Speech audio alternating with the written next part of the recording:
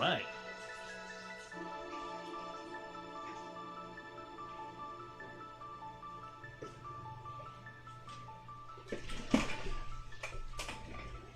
Okay.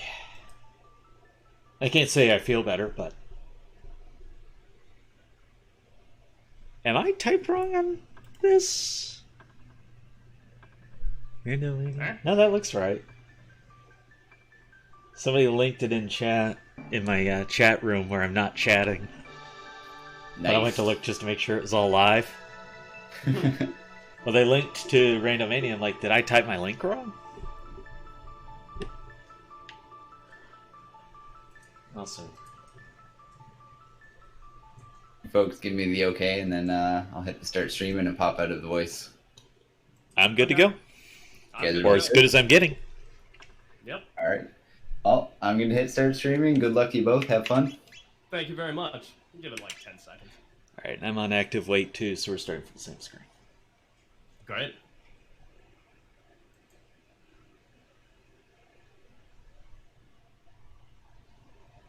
Well, hey, Muppets, I think we're live.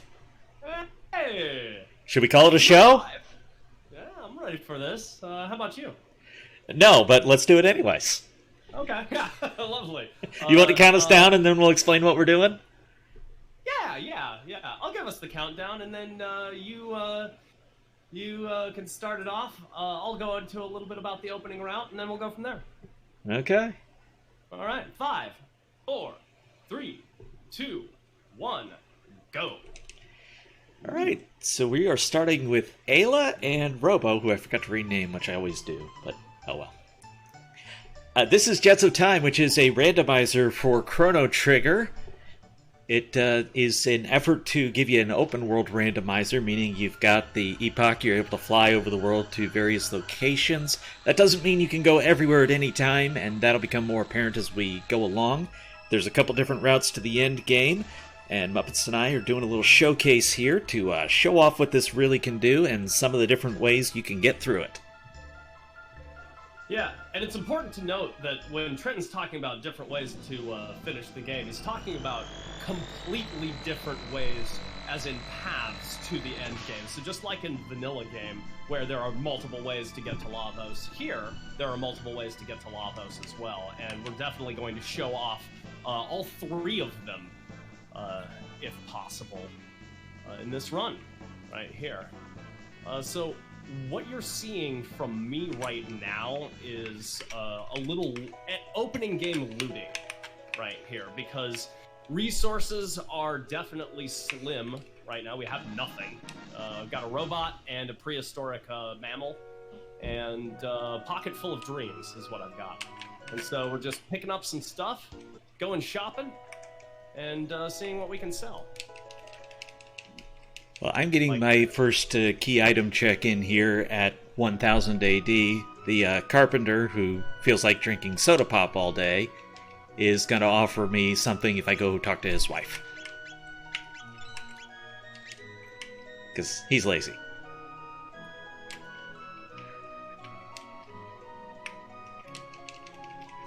I like coming to 1000 because I get a couple of tabs for that, and this one is a completely free check.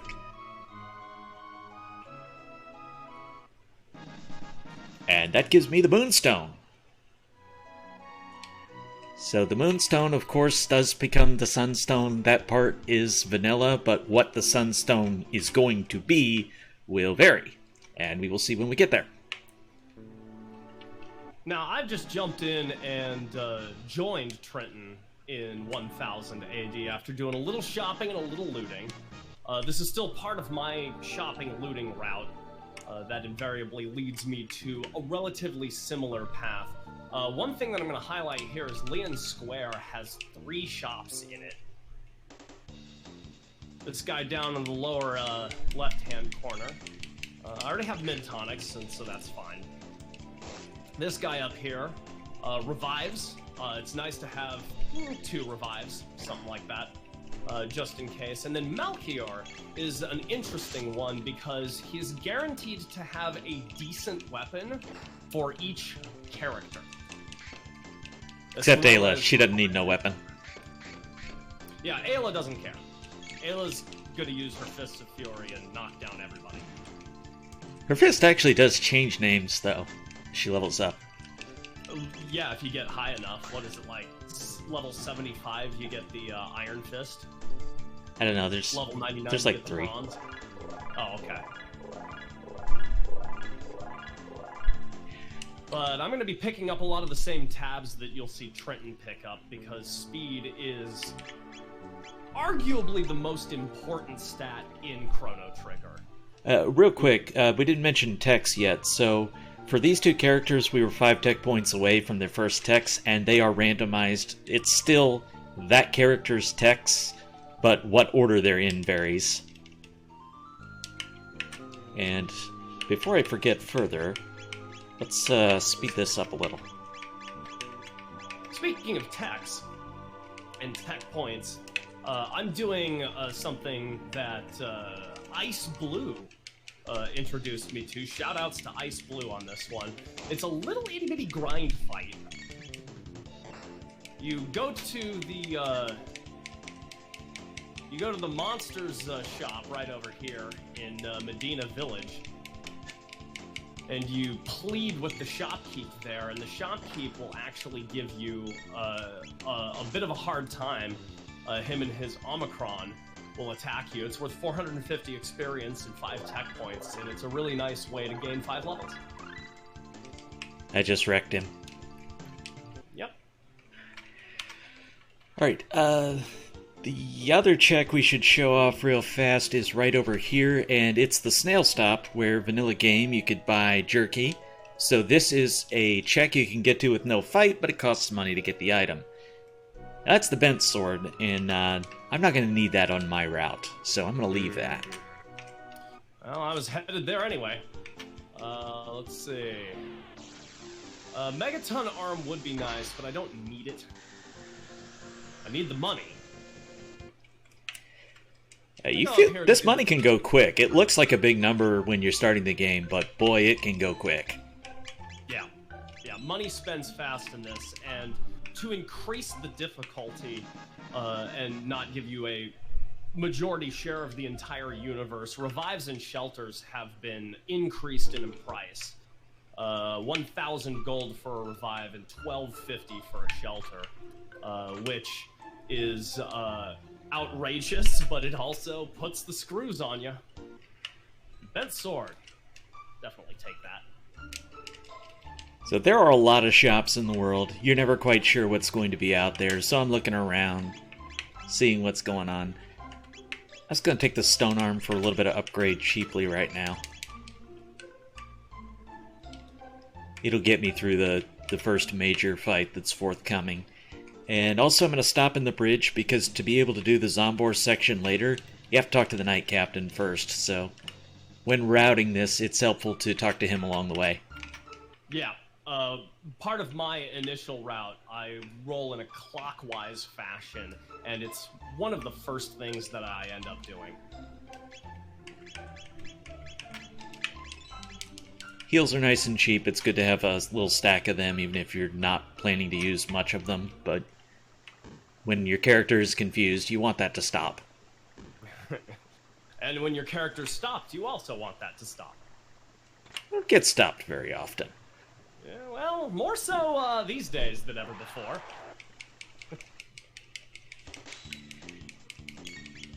You know, I forgot to have a handy copy pasta of the actual link to the website and Discord, but if anyone's got that in chat, if you could throw it out, we'd appreciate it. Oh, yes. So this is, by the way, a very, very new version of the randomizer. This particular version we're playing is not even a week old. Now, the randomizer has been around a little bit longer than that, but we are playing a very recent update.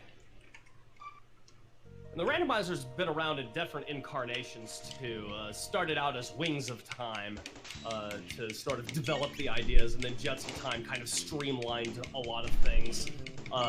When it came to experience gains, the way the key item structure is actually laid out.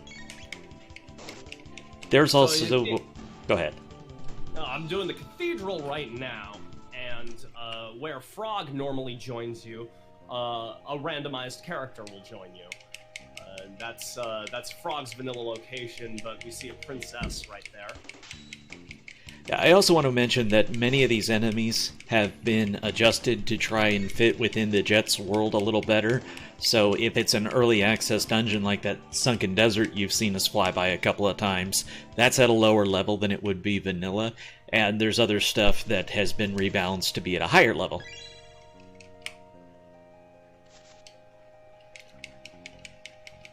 It's a good thing I didn't buy that Megaton arm, because there it is, in the treasure chest. So you're saying I just saved a bunch of money without even switching my car insurance? Yeah, with Megaton. So I'm doing a little optional piece that you sometimes don't see speedrunners do of this, which is the Naga et Bromide portion of the cathedral, where you find what I guess is like a young hatchling or something like that, and you take that, and then 3 henches fight you. There's a man in the village in the center of 600 AD that you can trade that in for, and in vanilla you get a magic tab, but in this you are also rewarded with a power and speed tab in addition to that magic tab. So it ends up being a real important thing, heavily incentivized. So I've done a lot of these fights in the forest. I like to pick up that power tab that's down there. Plus, if there's any AoE text that you can unlock before doing the Nagaet fight at the entrance to the cathedral, it just speeds that up considerably. So if there's a way to get the 3 texts before going in there, I try to do it. Yeah, that's a good point. I haven't even looked at my texts. I'm very bad about that. So I've got Cat Attack and Rock Throw, Rocket Punch, Robo Tackle, and Marley's casually learning her final spell. Which is actually not that great. For our purposes in the early game anyways. Revive practically is a half heal. Also, yes, that dude still drops a shelter in 600, and so I grab a couple of those to help make up for the deficit of not being able to buy a stack. But it's a very slow process, so you're not going to do too many. Yeah, one of the things that the increase in cost shows you is the importance of knowing where your free heals are. Free stays, eat some cake in Medina Square, the free heal in the End of Time, all of those nice little freebie spots. That way you don't have to drop 1,200 on a shelter in order to lay down a heal. Or just go to the inn and spend 10 gold to get full health. Yep, 10 gold is pretty much nothing here. 10 gold's enough for a heal and a pat on the back.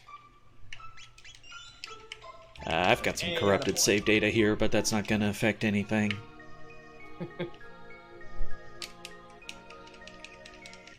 Still, it's a good idea to save before a boss, because if they're going to behave differently, or you're just going to have different resources than you're used to, it makes a difference. I can't believe I got into this encounter. I hit the bat, Trenton. Have I taught you nothing? I know, right?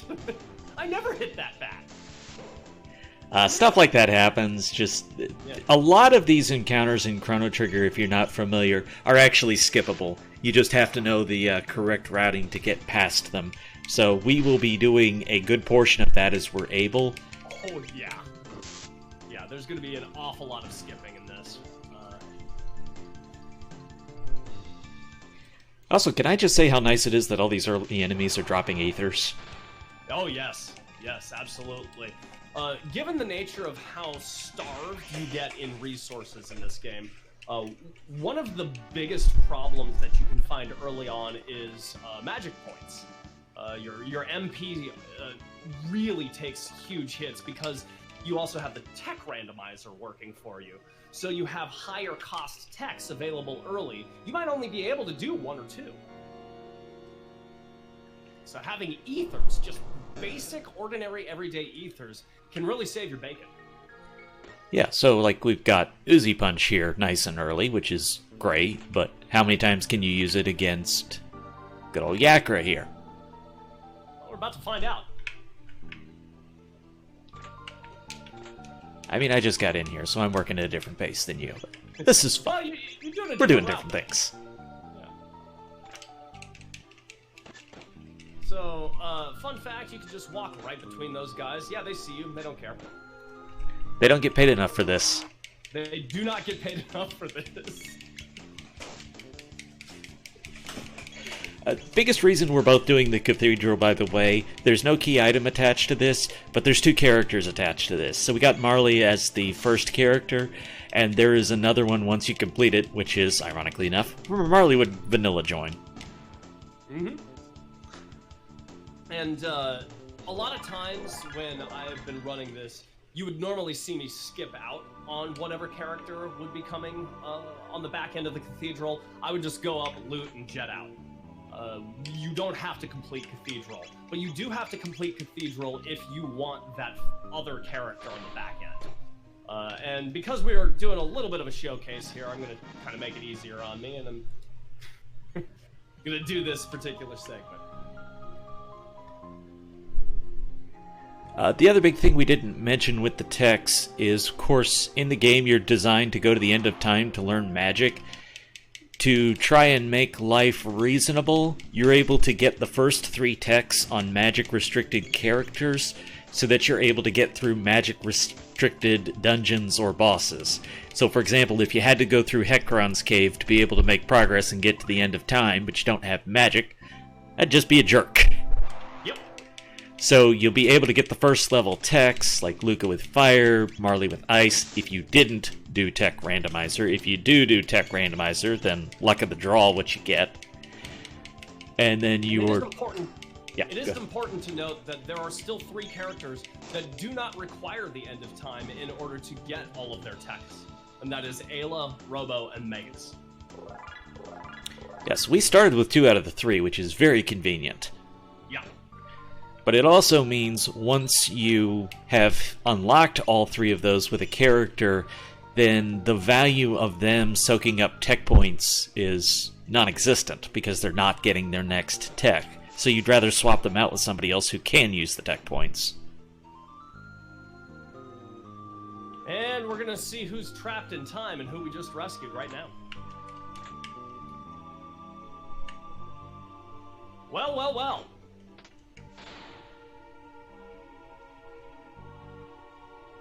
Like Mephistopheles, speak of him and he shall appear.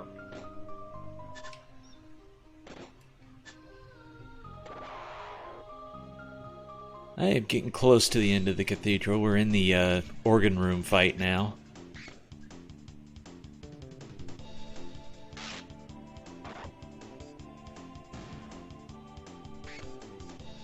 So remember that whole thing about talking to the guy in front of Xenon Bridge? You're about to see the fruits of that particular labor right now. Once I optimize everything. Don't forget to save. Oh, never forget to save. Never forget to save. It can be a cruel mistress, this game. So you don't go actually to Xenon Bridge to engage the Xenon Bridge segment. You go here.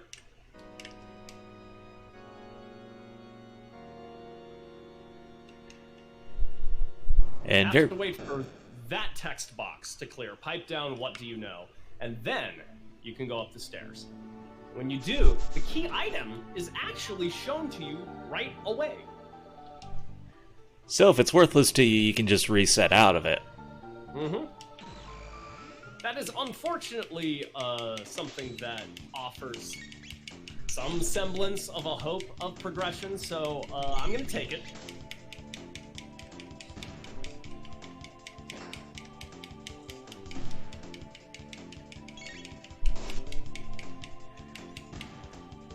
I may have accidentally triggered an extra fight.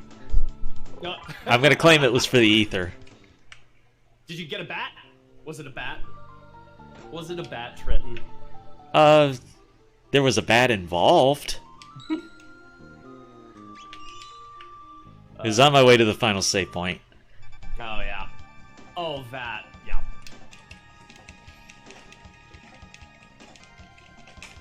Let's see here. That's not particularly useful. So... By the way, as I get ready to do Yakra here, let's give a huge shout out to Strizer, who stepped up to be our restreamer and tracker today. And that's a big part of what helps make these marathons work on Rando Mania. So show a lot of love to the restreamers, please. All the hearts. All the hearts. Yeah, Strizer busted onto the scene, what, like February or something like that? And he's been doing some work with Jets. It's been really nice. Muppet's asking me to remember things. Who are you again?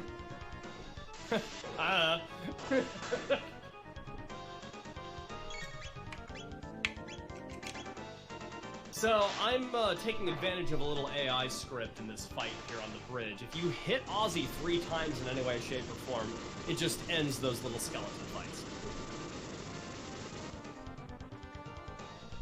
Busting on like the Kool-Aid Man. Oh, yeah! Who came first, Macho Man or Kool-Aid Man? Now I want to know this. I think the Kool-Aid Man came first. I think that was a thing in, like, the 1970s, but I'm not confident in that. Alright. So you kind of have to approach these fights in a pretty specific manner, because a lot of Chrono Trigger boss fights are fairly gimmicky in nature and have sort of hidden if-then statements about them. For example, Zombor, if the bottom of Zombor is ever at half HP, I want to say, then when the top dies, it triggers a AoE counter, doom, doom, doom, doom. And it does a considerable portion of damage. Also, it can just do that attack at you without being triggered by having it be a death counter. So the optimal strategy is to go after the top, eliminate the top. Yes, it'll hit you with MP Buster, and we don't particularly care. And then we just slice out the bottom from the legs out under, and it's done. Since Muppets is working on that, I'm going to head over to the mountain range here after a quick save.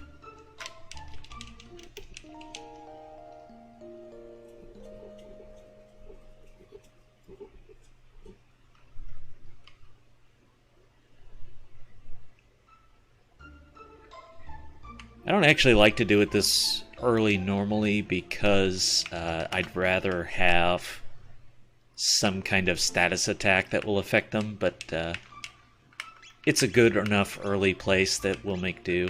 I've got Dark Mist, so that's his stronger AoE that's not Dark Matter. That's good. He starts with 2 techs because of where he was. Normally they'd start with 3, but he's an exception because he's Magus and he's OP. Pretty much. If you get Magus, your opening game is, it opens wide up, and it allows you to do certain things that you wouldn't normally consider doing in the opening game. For example, what I'm doing right now is I'm going right into Hecarim Cave. I have the 3 characters that are not end-of-time restricted in their tech point gains. And the tech point gains that you get from Hecarim Cave are actually relatively high. So, I mean, aside from this 2 henshin counter. So I'm going to take advantage of that as much as possible, get in here and do what I can. Magus has access to 1 AoE magic attack, and that hopefully will get me through. I'm pretty sure it will. Yeah, that gin bottle fight, especially with 25 tech points, is one of the sweetest early fights there is if you've got the AoE to kill it. First 2 fights here are very unavoidable. Most of the rest of them can be. This one up here, you can't avoid it, but you don't have to fight it.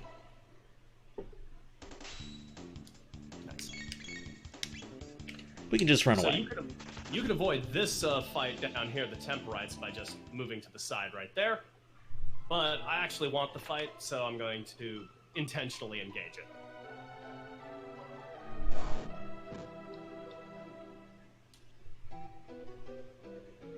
Oh, that was overkill.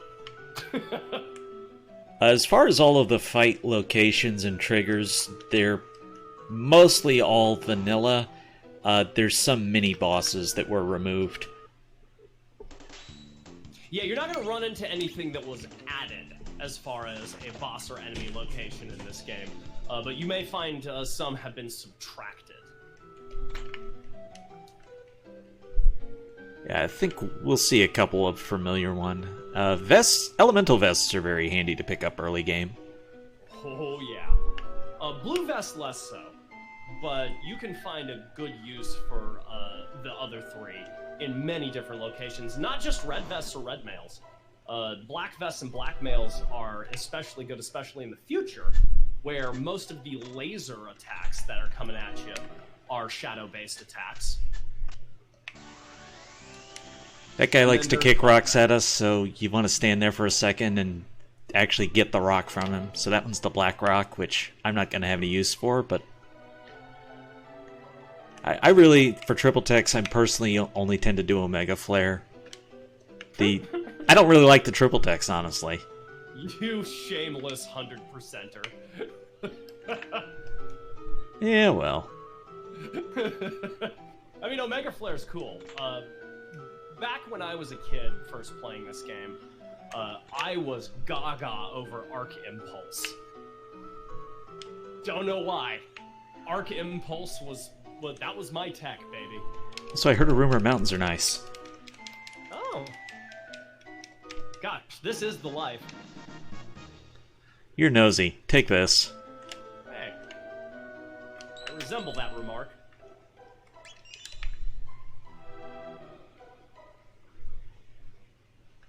Now, ironically, blue vest would actually be really, really handy in the current dungeon that I'm in, because Hecarim, 75% of Hecarim's attacks are water-based.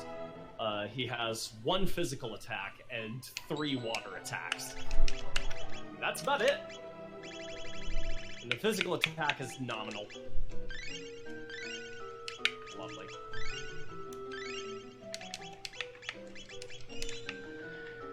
Alright, finally going to use a couple of my tabs. Speed Magus up, because I know I'll use him in the end game. Your speed tab acquisition is typically going to be limited, so use them wisely. Yeah.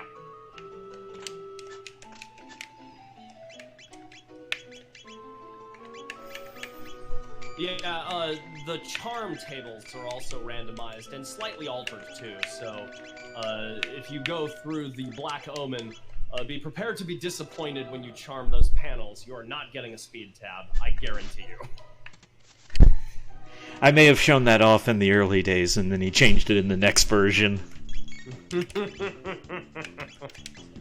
Yeah, I mean, at first, I believe Raster just sort of deleted it, because it was like, no, I can't let that fly. And to be fair, no, you can't let that fly. You just sit there and farm them for hours, and everyone has max speed, and you win.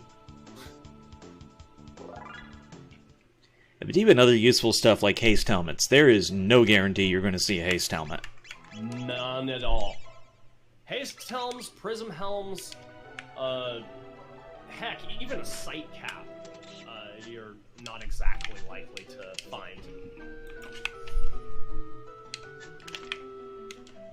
That was weird. Controller was acting up on me. Alright. Got Massa Immune here. Let's see what we can do. It's funny, you're in your Massa Immune fight, and I'm in the Hecarim fight right now. And Hecarim, just like in Vanilla, has resistance to physical damage. You can only hit him with magic damage. But he's got a few more than the 500 hit points, I believe, he has in Vanilla. Because you'll notice that I'm definitely just wrecking his face right now. Oh! Never mind, down goes Ayla. Muppets pride goeth before the fall. Every time. So, Masa and Mune, it's nice if you can status them, like with Hypno Wave, to keep them from counterattacking, which they'll only do if both of them are alive and well. But I'm just kind of eating that on this one.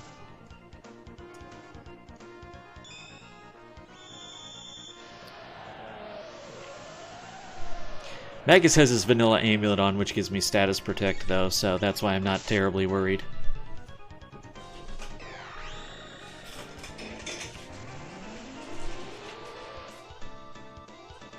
So to show off the charm table a little bit here, I'm going to actually utilize the skill.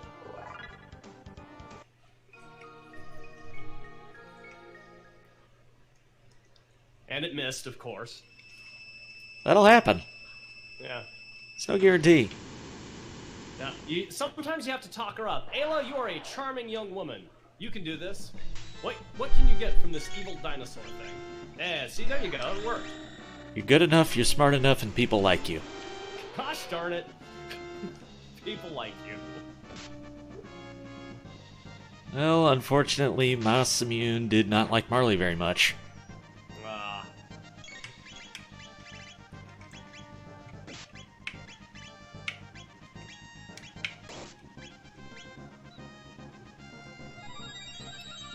And Hecarim doesn't exactly like Dark Mist, so, that's it.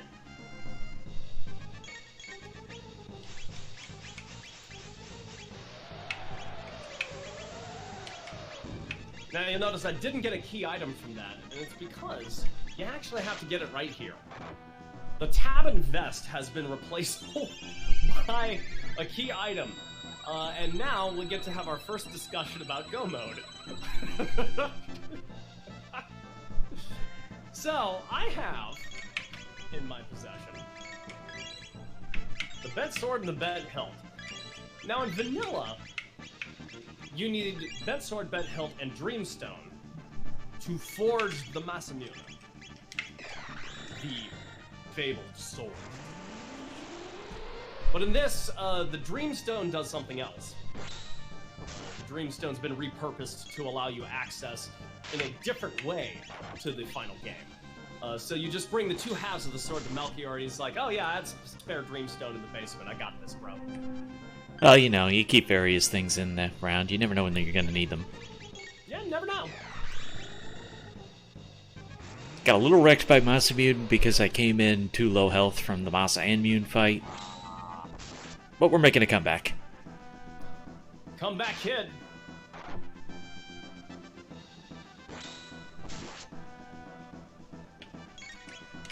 So, I'm going back to 600 AD now, because I've got one of the 3 pieces that I would need for this particular side of Go Mode.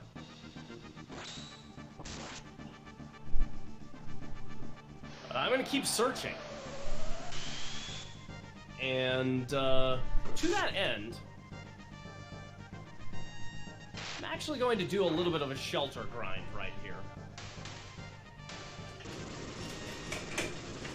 Also, I absolutely love the use of trumpet in the music throughout this game. Like, Masamune is one of my favorites with the trumpet line. Oh yeah, the giant brass section.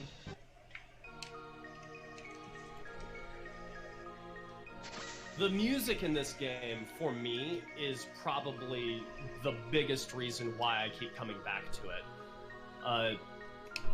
A lot of people say that Chrono Trigger's not their favorite game. A lot of people say it is their favorite game. For me, it is my favorite game, but they take exception to the fact that it's sort of an RPG easy mode, which, if you grind enough, any RPG is easy mode. But there are aspects of this game that can be busted wide open. Magus, even as a character, is a busted wide open character that you have access to. And some people take a little bit of exception to the way that the tech point structure is created, and the fact that, you know, speed matters as much as it does. But at the end of the day, one thing that I can generally hear some good solid consensus about is that the soundtrack is amazing. Absolutely. So I just got the pendant, which is going to be access to one of the eras. That's going to give us access to the future. I can't remember if there's a second way to get to the future now, because that's changed throughout the versions. But that's your primary method of getting to the future. Yep. So what you see me doing here is I'm doing the Sunken Desert. I'm doing the Sunken Desert for two reasons. One, it's an incredible source of grinding. If you've got an AoE Ice 2, you got yourself some Ice AoE. If you've got a strong enough other elemental AoE, you can tear through these in one shot. And Megas with access to Ice 2 doesn't even let him get one single turn in. But the other reason is because I have Robo in my party. And just like in Vanilla, Robo is required to unlock what happens at the end of beating Retinite here. Now, you may be wondering, if Magus is so great, why would you use the other characters for their magic? For Marley and Luca, their Fire 2 or Ice 2, respectively, will do it like 2.5 times the damage that Magus will. Yeah. I believe it's 1.75 times, but I believe that. But still, that's an incredible increase in damage. And also with Marley, you have access to Haste, which is arguably the most powerful spell or status in the game. And with Luca, you have access to Flare, which by itself is probably the most powerful spell in the game, and can be used in really overpowered tech combos. I believe Blaze Kick uses Flare. There is a dual tech with Robo that uses Flare. Omega Flare also uses Flare. It's right there in the name. Yep, Omega Flare. So obviously the drops are randomized as well. We may not have highlighted on that too much, but I just got a random Hurricane from one of the guards, which is pretty sweet. Aw.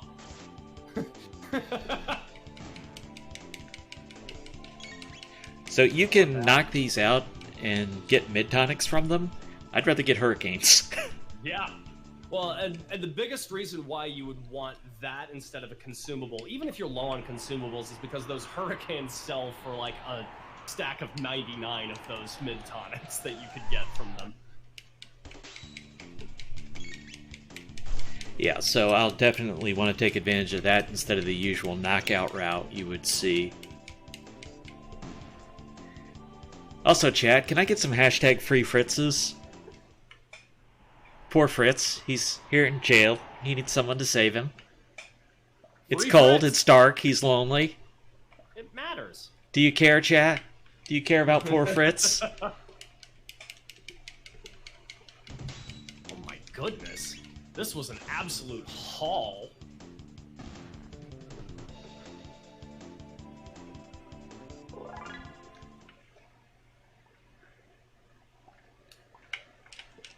And now the Retinite fight. So you notice I didn't heal Magus's MP. That's because Retinite doesn't take damage from magic sources. But I did cast that Ice 2 because I did want the defense down from the AI script. If you hit him with water, it says sand, water hardens sand defense down, and that actually matters a ton in this fight. And I just have Robo and Ayla wail on him. Chat says save the animals, but they'll settle for Fritz.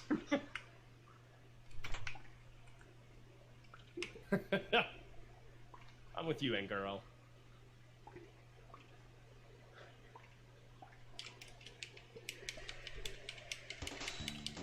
Almost broken out of this place. Of course, this is where, when you first came back to 1000 AD after saving Marley, they would put you on trial.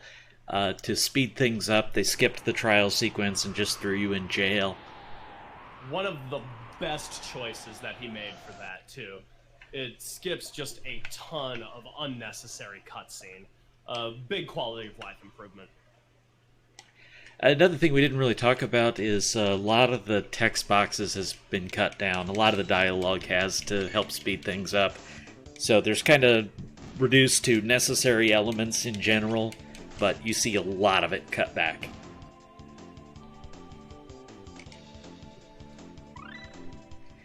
And learn lightning too, that's handy. So we're gonna head back to 1000 AD and see what we get at the end of this. Oh! I did the dumb thing. You gotta talk to Fiona first. You just wanted to show people why that's important. Gotta let the people know why these things are important. Yeah. So Ayla's gonna be a close talker here for a second. I don't even need to heal, I didn't take any damage. Details!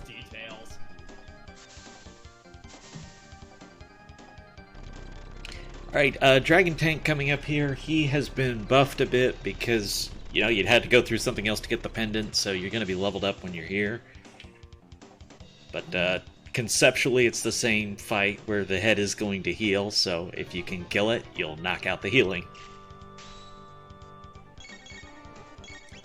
Gonna let him heal first, and then Magus is gonna throw out a Dark Mist to hurt everything. Because that's what it's there for.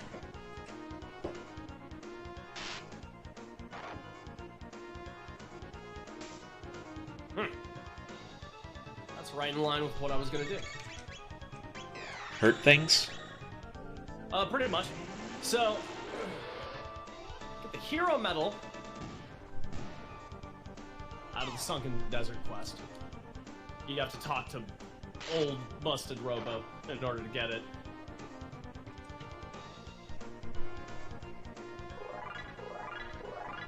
So I've got the sword and I've got the medal. I don't have the frog. Oh, there he is. A pseudo vanilla frog as well. Also, Chancellor Surprise if you have FFC enabled.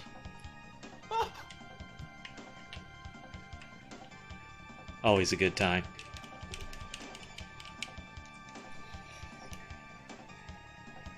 So the only way to recruit this character down in Frog's Burrow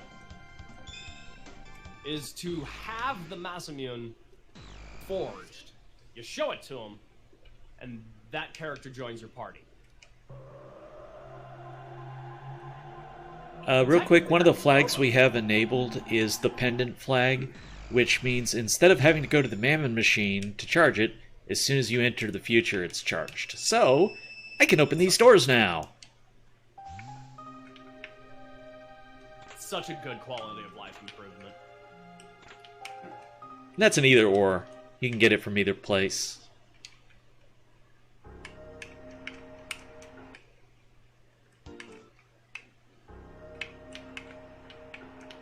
And of course there's a couple shops here. Terrandone's easy to get to.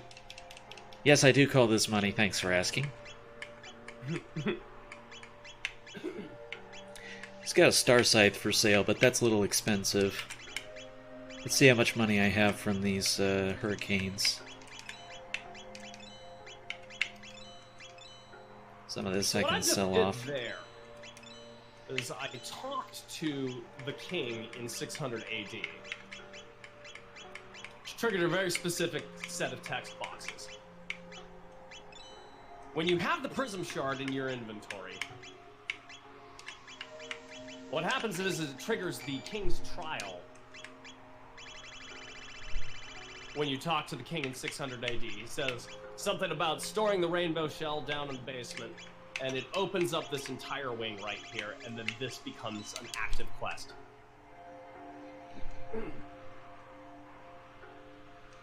And it should be noted that, just like in vanilla, it requires Marley.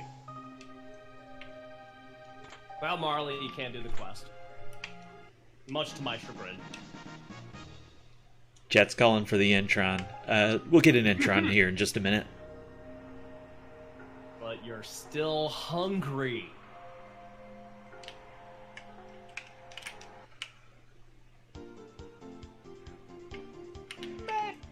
pop in and check the shop in Arisdome. Of course, Guardian is another check. I'm not going to do that right now. I'm going around getting treasures, and I want to unlock the end of time first. But I do want to see the shop. So we've got some mid-tonics for sale, revives are for sale. I'm pretty okay on both of those right now. We did get some mid-ethers from the first shop, so those are handy. Storing 30 MP at a time covers a lot of ground with techs, because like that's 2 Uzi punches, for example. Yeah, if you're masochistic enough to run the no elixir glitch route of the Eternal Nightmare Chrono Trigger randomizer, you'll know that mid-ethers pretty much sustain any seed.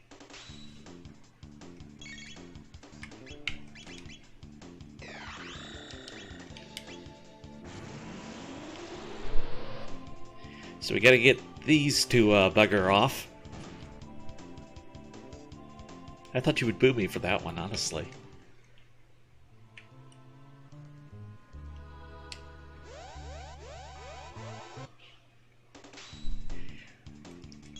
This is where we would get Robo Vanilla, so 1, it's access to the end of time after you complete the factory, and 2, it's a character.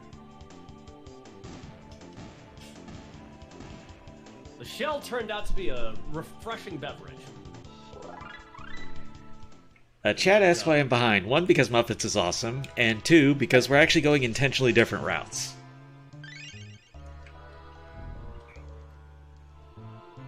So, before we embarked on this, we sort of decided that Trenton was going to take the future/death peak route, and I was going to do as dang much of the rest of the game as I possibly could.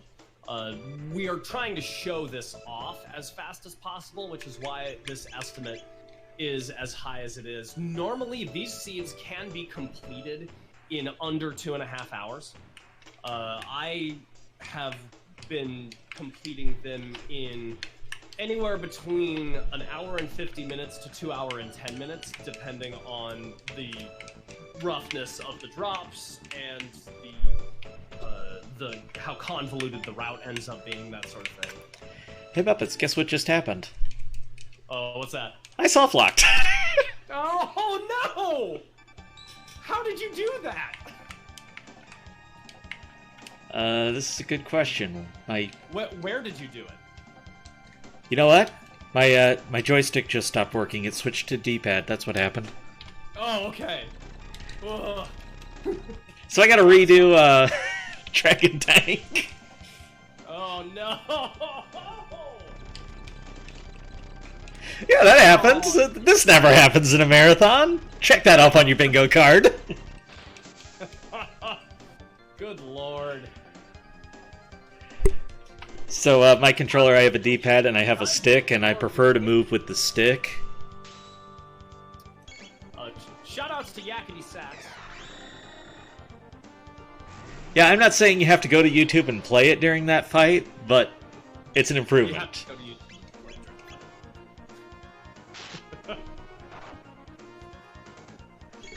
Yeah, so is that soft lock, was that in the... I actually think it was my controller. I think it was my controller just spontaneously decided to switch. And it went from going stick to D-pad.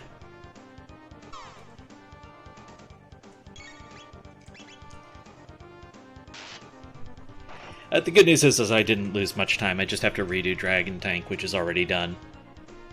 Yeah. This is why you save before bosses. You always save. It's one of the interesting things about Randomizer is you're going to break games open and you're going to discover stuff you didn't otherwise know. But also you find very interesting bugs by doing things that the game creator never anticipated you were going to do. Like the first time that any of us took Magus into the Dark Ages. The game was not prepared to handle that.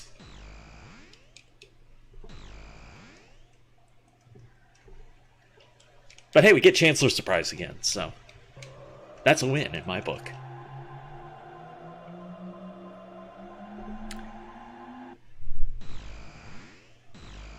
So obviously that's one of the cases where Cecil's done good work in soft-locking the entire Dark Ages if you have Magus. Oh, man.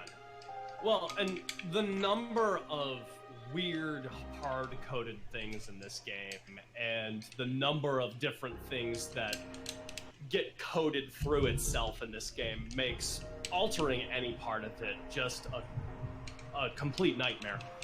But, not enough can be said about the work that was done in eventing alone in the game, let alone finding erroneous soft locks for random things that can possibly happen, characters unexpected in certain locations.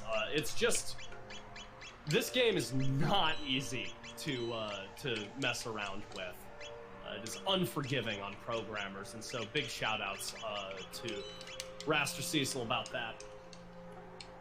It's all pretty impressive to me. I just run it.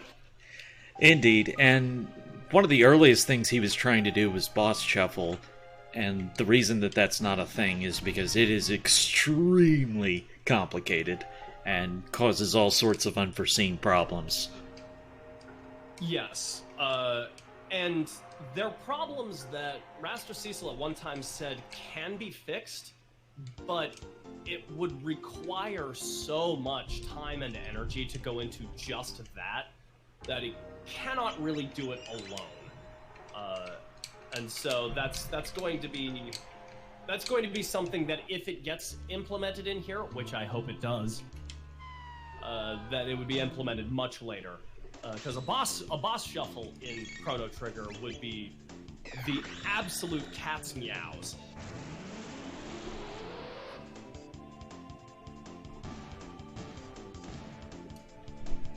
Mentioned in chat, there's a bunch of guides for beginners. Yeah, we've tried to put out some good material that if you don't necessarily know the boss strats, because, for example, even speedrunners who play this game, the majority of playing is any percent runs that skip bosses all over the place. So if you have to fight them, they don't necessarily know how to.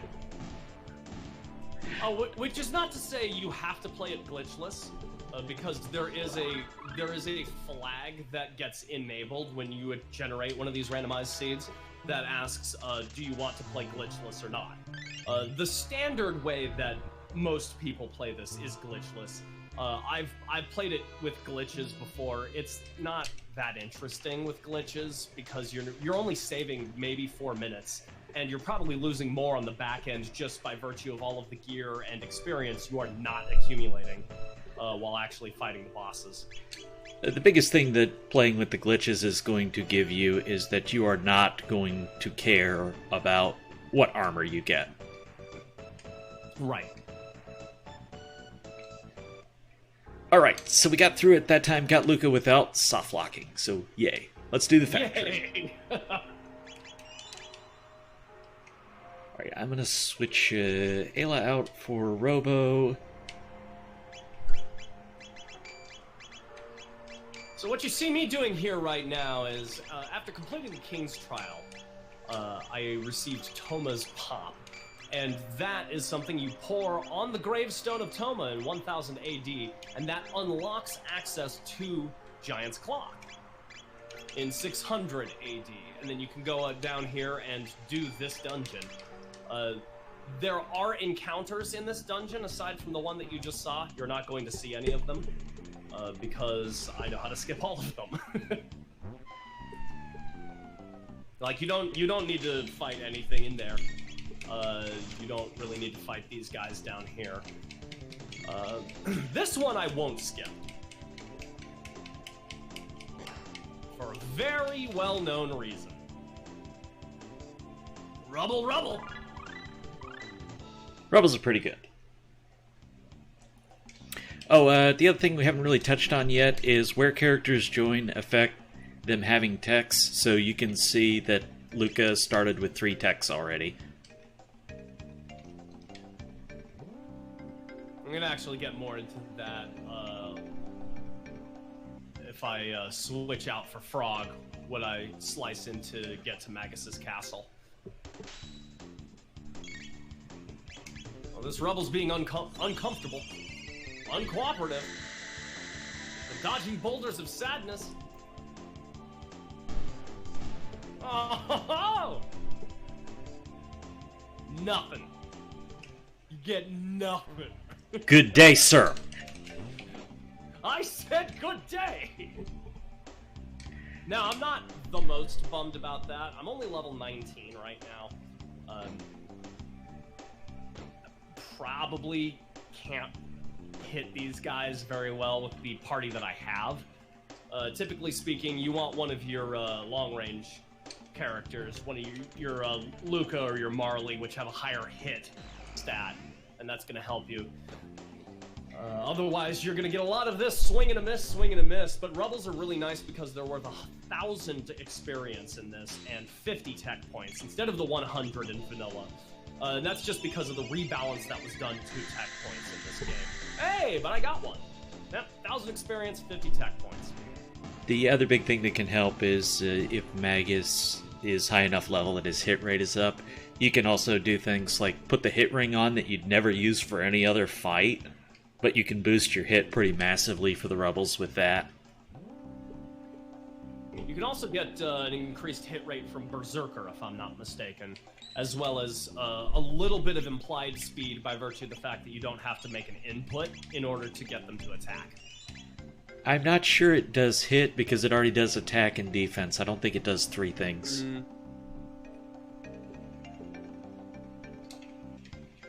Subject to being wrong on that one, but yeah, skipping the input definitely helps. And of course, in the glitchless speedrun, that's what you'd do there, is you would use Magus Berserked and he would kill them and all would be well, but he's high level there and has a high hit rate.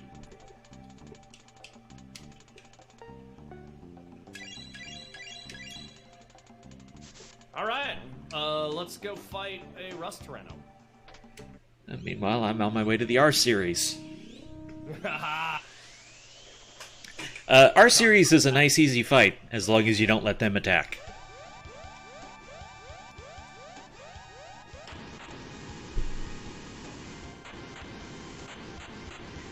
They are, when they start volleyballing you, you're gonna take a ton of damage, so it's best to kill them as quickly as possible.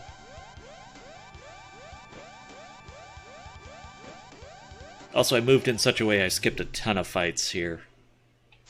Skipped like 6 that were on the way. Yeah.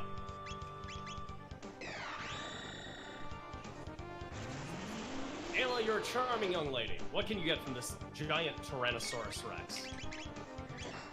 Comet Arrow. Give yourself some credit, Ayla.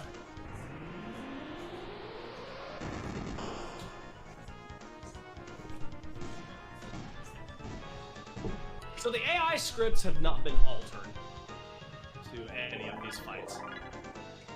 Still gonna be 5, 4, 3, 2, 1, get blasted. The power of that blast, however, is a mite stronger than you might remember it being. But we're not gonna let him get there. Has that attack been randomized, or is that only the Black Tyranno? Black Tyranno. Black Tyranno will hit you with a random one. Might have time to show that off.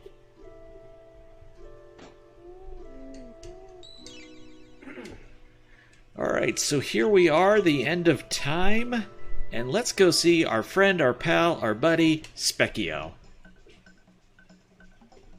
The Master of War. So chat, of course, feel free to walk around your room 3 times thinking magic. I'm not promising anything will happen. And if anything does, I blame Muppets. A boy can dream. And while he's going through the end of time via the factory, you're actually going to see me hit the end of time a completely different way. So I just received the gate key. The gate key allows you access to prehistory via that one closet in 1000 AD.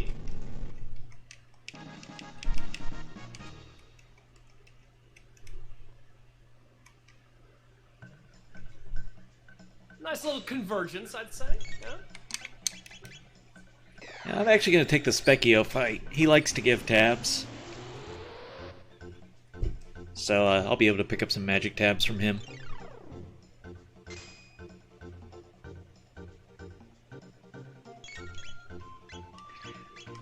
Now, I have absolutely no intention of using Marley or Frog.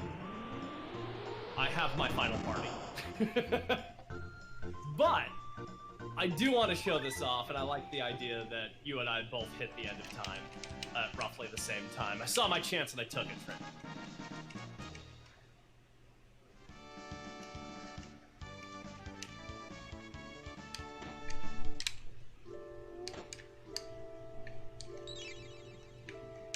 So for the end of time route, I need the clone and the chrono trigger. So we got 1080, we got 2300, 600, 1000. I'm just showing off what the pillars go to. 1000 and 2300. So we don't have the Dark Ages, we don't have prehistory unlocked just because we got to the end of time. And you'll notice with my faffing about of the time machine dial, as I was trying to figure out where the heck I was going, it automatically skips those options. Those options are locked out until the requisite pieces are done or the requisite events have been triggered.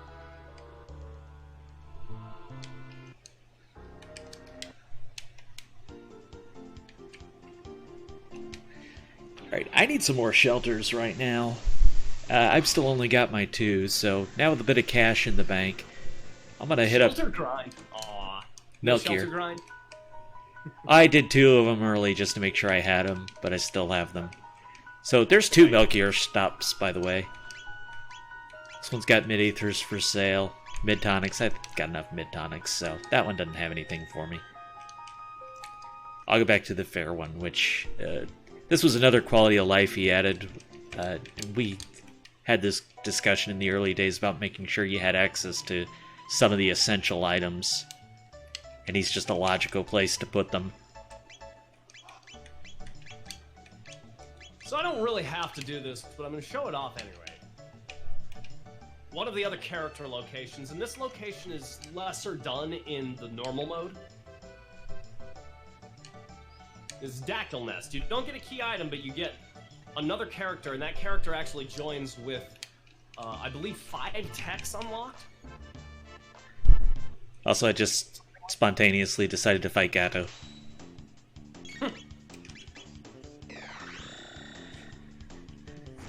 Normally don't tend to do this, but with random drops, you never know. He could have something really good. Truth. Or he could drop a mid-tonic instead. I didn't even get the silver points. I left the screen so fast. Get wrecked, old man. You would have talked against me. You know, I never remember to do, that fight, because I almost never get anything from it. But every once in a while you can get a nice little drop that you can farm from it. That'll be the game-winning mid-tonic there, says chat. If that is, this is gonna be some high drama. Yeah. Alright, so my next destination is gonna be here, the Genodome. And it has a couple advantages to it, but let's make sure my equipment is up to snuff here.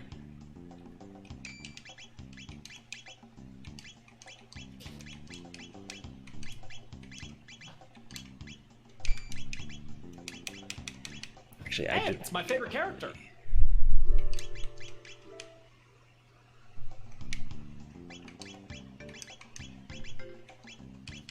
And I'm not gonna use them.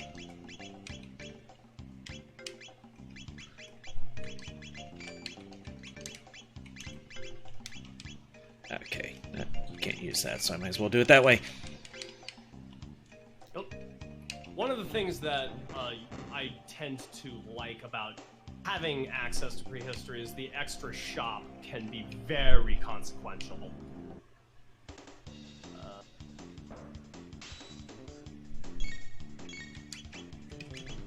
That's fine. And now it's time to sell a bunch of stuff. That's where your money comes from.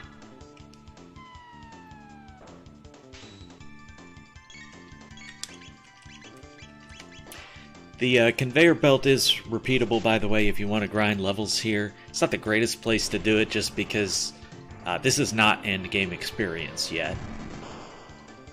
It's still very decent. But there'll be fights later on that give a lot more than that, as I get Uzi Punch unlocked, which, that doesn't stink. Yeah, I hear it's a pretty good tech. I've actually still got the Berserker on Robo, just so I don't have to worry about giving him inputs right now. You got a Berserker? Yeah. There was one for sale. Oh, I see. Far enough over for me to get the special room. It is! Great! It's situationally very valuable.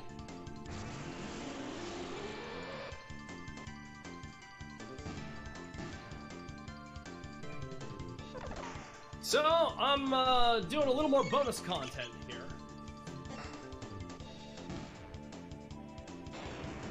Look at Dactyl Nest right now, Reptile Lair right now, I just did Dactyl Nest.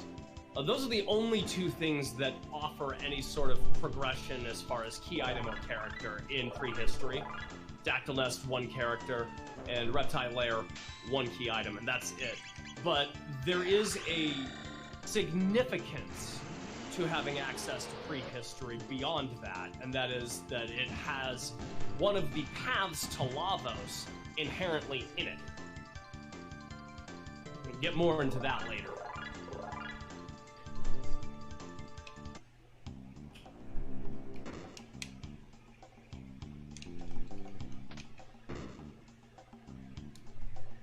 Right, so survived the conveyor belt and now doing the whole Genodome thing.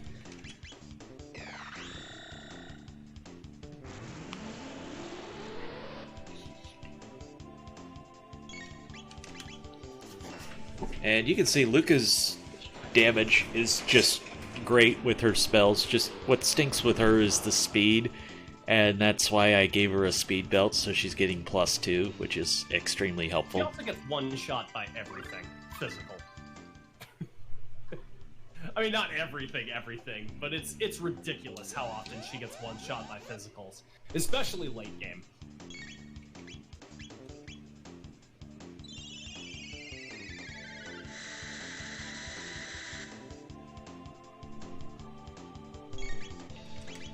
And you can see just like that, that's the last of this segment. And I'm heading into the Nizbel fight. Say that again? Nizbel. I always called him Nizbel. Yeah. I used to say it Marl. Oh, you got a Giga Arm. That doesn't stink either. Oh, wow.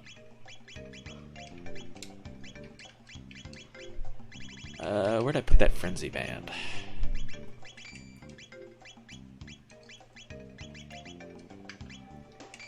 Sirius Scarlet asks, why is it called Jets of Time?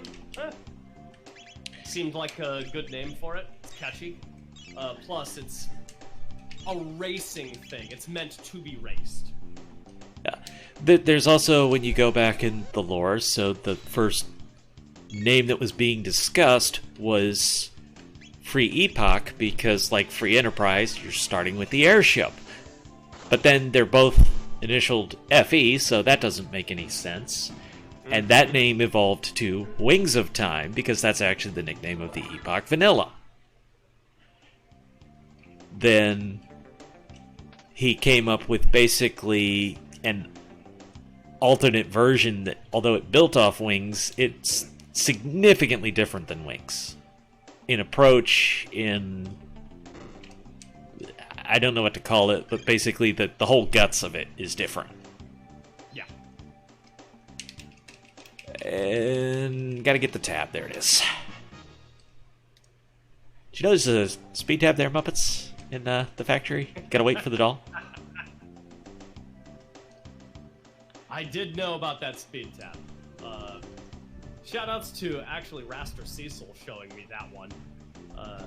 That was definitely him doing a showcase that showed me that. But I think Trenton showed me like 6 or 7 different locations of tabs. Like, I tab there. That joke orients with one time he was watching me play, and in the Dark Ages, there's a speed tab you grab, and he's telling me, "Hey, did you know there's a tab there that I've grabbed 100 times before?" And so then I promptly had to tell him every time I got another tab, "Hey, Muppets, did you know there's a tab here?" Well, and frankly, half the time, I don't. So here we go. We're going to show one of the paths to Lavos right now. This is what I got Go mode in a long time ago. You get the bent hilt and the bent sword, forge the Masamune, have Frog wield it at this location, and it opens up the way to Magus's castle. And that is one of the ways to get to 12,000 BC. And so this is a mid-end game dungeon.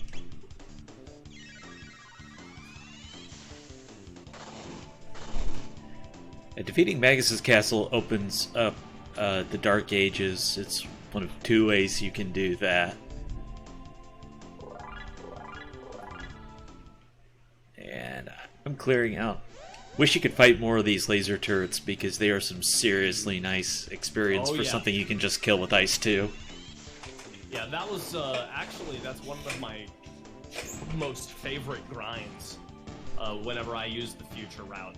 Is I grind on all of the actual installed encounters in there before topping off the end with Proto 4s in that one room off to the right, just above the dust chute. We got a rainbow, but no sign of Chrono right now.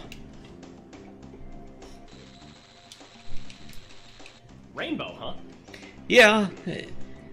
There's unfortunately this habit of sometimes you see the weapon without the character, then you get the character without the weapon. Baby.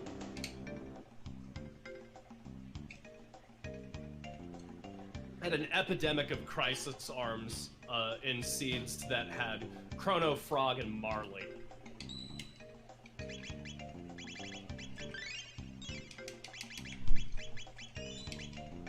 Love a Crisis Arm right now.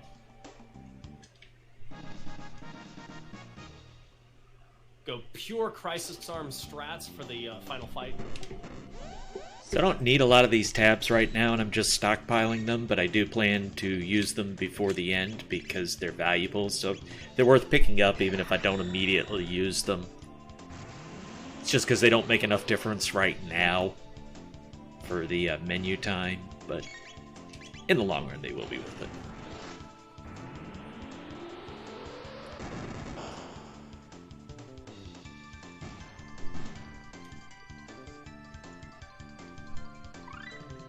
And there's dark matter. So also something that doesn't stink. Sweet.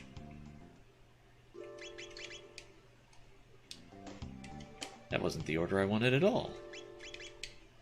Oh, yeah. Game Boy, which theme are you referring to? The Magus's Castle theme?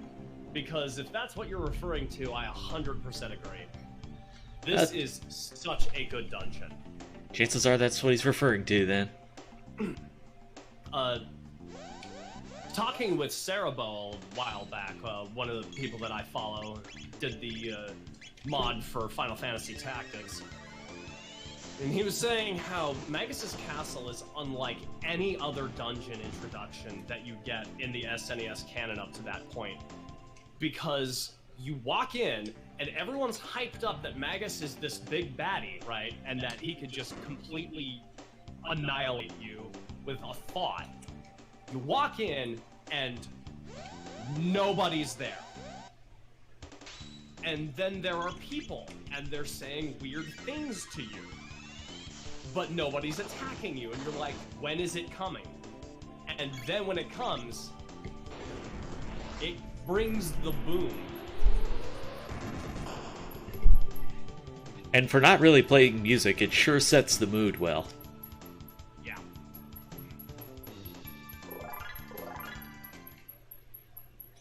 And as you may have noticed, the levels just keep coming fast and furious now.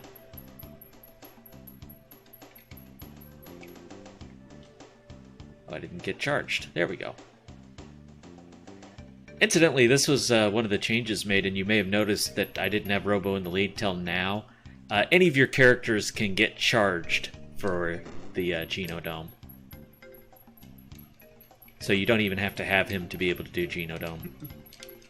That's right, True Rhyme. Magus raiding his own castle. The early Well, somebody's got to do it. Yep, that's right. And also, if you were wondering, this Bumperbot dude, as I like to call him, is just as much of a jerk as always. Oh man, I hate that stupid robot. There are 3 ways to do it. 1 if you're good. I'm not. 1 if you want to do it the intended way. I don't. And then there's this way, which usually works better than this. He's stuck in the wall. Ah, good. There we go. So yeah, this guy's a dork. Still better than catching the stupid rat. You know which one. Okay, there we go. And we got our dolls, so... Mega Blast, Mermaid Cap, Blackmail looks good. Oh, Ground Flyer, absolutely. That moment where you walk up to Magus and he's doing the incantation, and then he notices you, looks over his shoulder and says, "Huh, I guess there's time for a little fun," and starts into that battle sequence. That is what stuck in my head as a young felt warrior. It really cemented this as my favorite game of the SNES genre, and probably of all time. Questioning the validity of the 100 Monsters claim. I think that's actually been checked out to be accurate, just realize you may not necessarily see them all. So we were checking it one stream a long time ago, and there are far more than 100 monsters in this place. Well, especially if you count repeatables, but, Well, no, even discounting repeatables, like, if you get into every encounter, you fight 300 of them.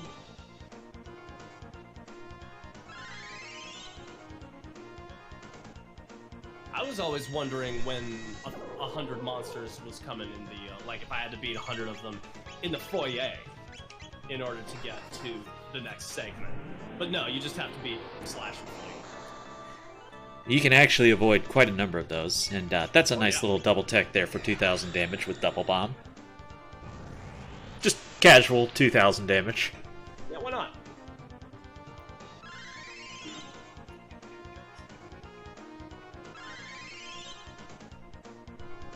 Fun fact, these monitors, you can actually impact them with status effects, so Confuse, which apparently they did to Magus despite him having... No, he doesn't have the amulet. I swapped it out for a magic seal. Whoop. Boosts his magic damage, so I like to do that. Yeah, I'd rather Sun Specs or Prism Specs, but hey, when we're doing 2k damage with Double Bomb, we got this. Oh yeah, that'll do. That'll do quite handily. Yeah, you got your dream team right there. And we got the clone, so that's half of my go mode now. What I'd really like to do is do the Sunstone. So you already found the gate key.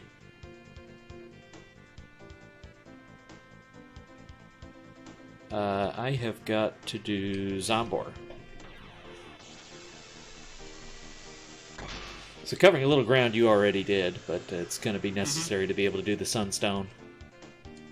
Well, to give me some time to talk about Magus's castle and sort of the approaches therein. There isn't a whole lot about this that's not vanilla. Magus's castle is largely untouched. Other than the rewards. Are still the same.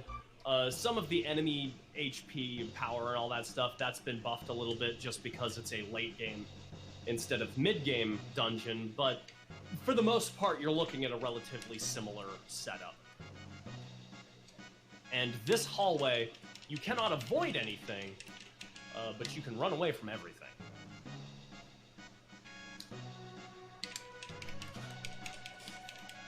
And the rewards are fitting with being a later dungeon, so they are vastly increased. Like that elemental mail that I just got, which is super sweet. Yeah, you're getting something like 2.5, 3 times the experience I was just getting in Genodome. Yeah. Probably one of the most important pieces of gear for Magus, the Gloom Helm. It adds a +1 to speed. Oh, jeez. Adds a +1 to speed. And it protects against all status ailments. And there's Robo's second best arm right there, the Terra arm.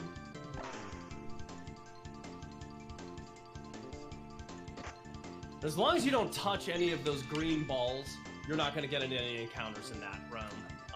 That stairwell is a little easier to deal with than the other stairwell. And the other one, it's a little more razor thin. I did so much damage to Ozzy, I killed him in 2 hits instead of having to do the third.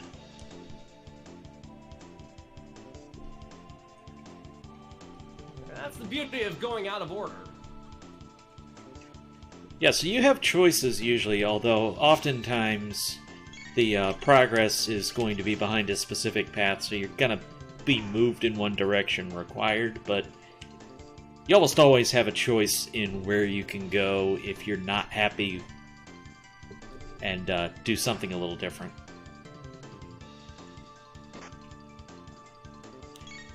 Like in the early game, if you just don't like any of your resources, any of your magic, and you want to level up, you can go to the front of the Denadora Mountains and just do that fight over and over again a bunch of times. Yeah, knowing your grind locations, just like in any RPG, is super, super important.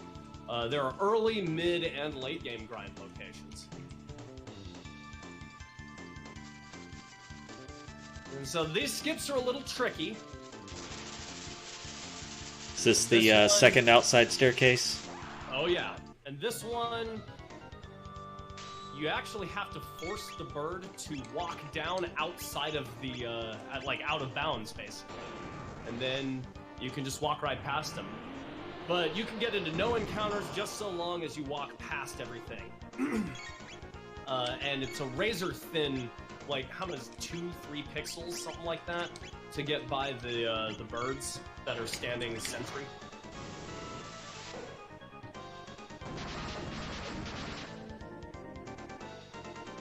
Fun little damage from the double techs. Now this encounter is unrunnable and unavoidable. This is the Hall of Unavoidables, as I like to call them. We've already passed the Hall of Unavoidables. This is the weird pulley. Oh, okay, pulley room. Sure. Yeah. That one's got some good experience available. It does. It does. There are 3 fights in here. The first one, unrunnable and unavoidable. The second one is unavoidable. You'll always see it, but you can run from it. Like so.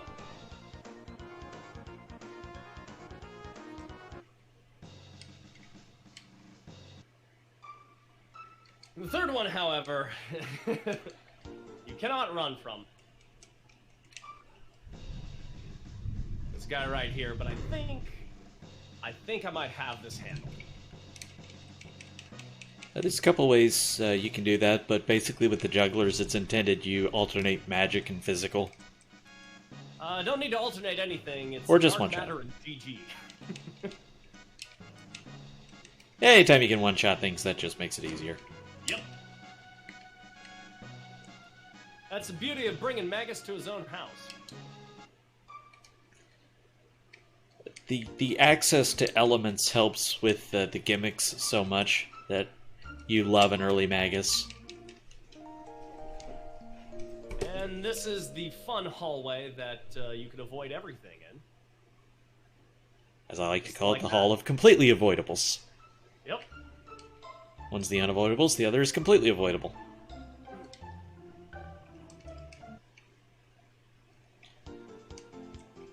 No form of attack will break my barrier, he says. He is technically correct. Mm-hmm. Yeah, it's Flea Vests and Megaton Arms. Oh, that's a great drop, though. Mid-Ether and a Lapis from each of the pulley levers. That's Lapis quite is a good nice. drop.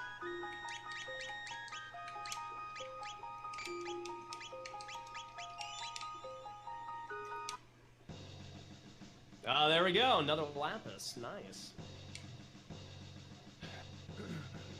With this group, I don't really have to concern myself too much with healing until most of the way through Lavo's second phase. Because you could just blitzkrieg Lavos' face and end him outright when you're fighting the shell. When you're fighting the Lavos machine, it's a little different. Because you're always going to get hit by Doors of Doom. It doesn't matter how fast you are, you're going to get hit by it.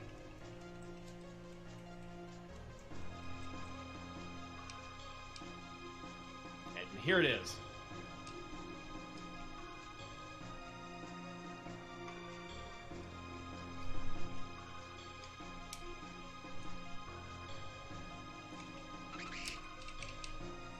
So in the meantime, I've got a little bit easier route through here than Muppets did when he came at a lower level, because I had the level grind basically from Genodome.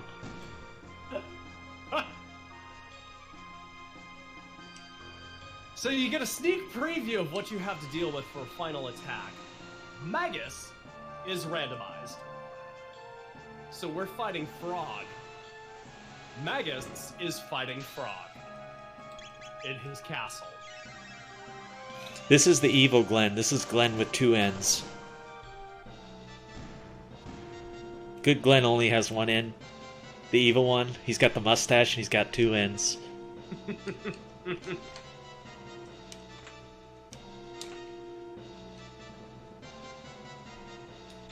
Lovely.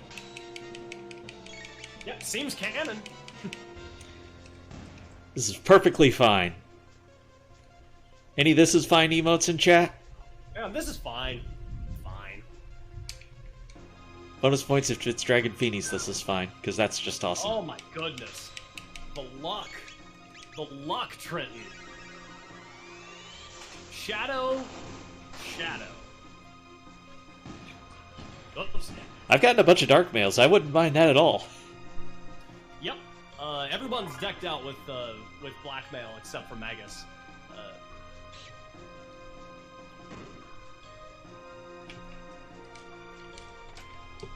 Alright, there's water. Lots of flea vests in this seed.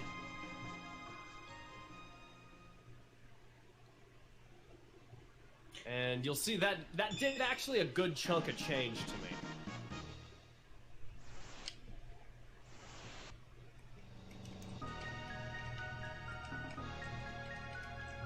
Lightning.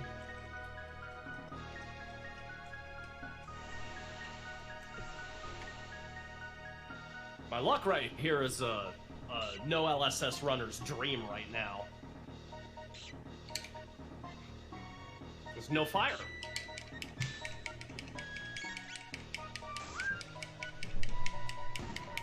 Okay, still haven't gotten him down to the half threshold. Actually, is it 2/3 that it goes aggro? You mean risk casting a spell? Yeah. It. I don't know the exact number. I think it's about 1/3. It's got a third left. Yeah. Yeah, because he's got 6,000 and change, but 6,000, and it's somewhere like 1,800 to 2,000 that he switches. But he does the soft switch first, the first time he doesn't counterattack you. Yeah. Which is nice because you can sneak in an extra element attack on his weakness. Yep. Fun fact, that's actually so strong that in the glitchless speedrun, if you were manipulating the RNG to get fire as the last barrier, you could skip the second dark matter and kill him after the first. Oh yeah.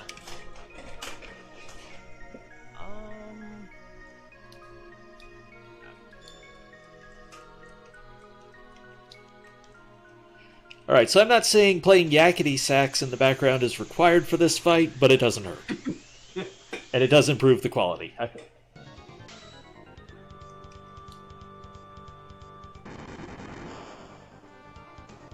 It's about to be over right here. Get the epic fight and the comic relief fight at the same time.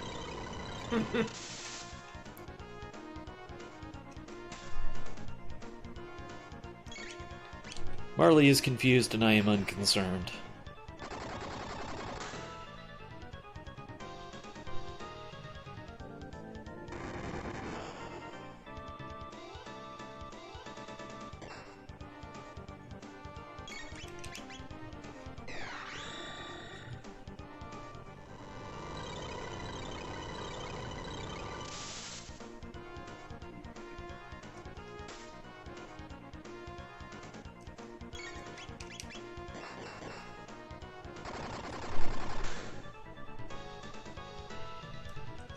Good night, sweet frog, and flights of angels, sing they to thy rest. Did we just seriously finish those fights in sync? I just flashed for the defeat on Yakra. Perfect. Nice. I can't wait to see that on the video. So we're talking with each other, obviously, but we're not watching each other.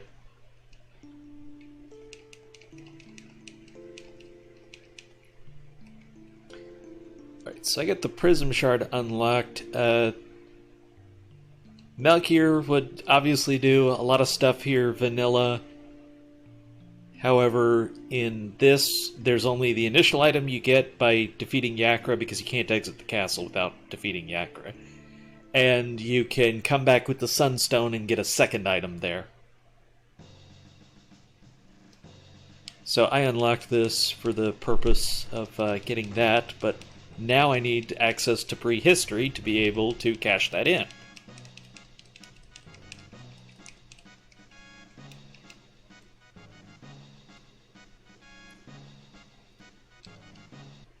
But that does also mean I can be finished with Marley. 12,000 BC. Just topping it up on some essentials.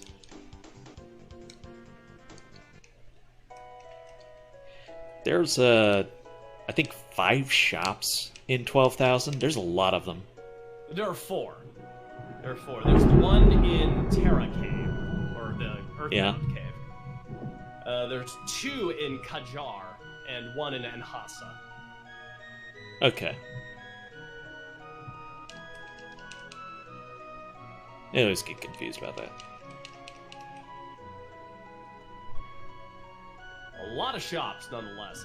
Now Theoretically, in vanilla, there would be a 5th shop, though, because there would be one after the Blackbird. So I wasn't terribly far off. Yeah. So I have the Ruby Knife, which means I have Go Mode. I have access to the Ocean Palace, which means I have access to Lavos. So this seed could eventually, could in essence be done now for me. This was, for all intents and purposes on my end, a big-time jet seed. And given the nature of the party that I'm working with, I didn't even need to go to the end of time, so any of the extraneous stuff I did to get to the end of time after I got go mode, completely irrelevant. So I could have been here in probably $1.15. Now that, of course, presumes you don't go down any wrong rabbit holes. Right. I want to show off Mount Woe. Because Mount Woe actually is a valid dungeon. And is taken into account for the key item structure. Much to a runner's chagrin when it becomes required. Because that means that you have to go through either Magus's castle or the Tyranno lair in order to get there. And typically you don't want to do that unless you are ready to go fight Lavos himself. If you don't have the ruby knife, you're probably not going to do this. So you're going to exhaust all other options before actually going up to Mount Woe. If you play purely by the numbers. Some people like to play the risk game, do the dungeon, and then see what they get. Had ruby knife hidden here once. Rude. The Tyranno layer, by the way, would require the Dreamstone to be able to complete it.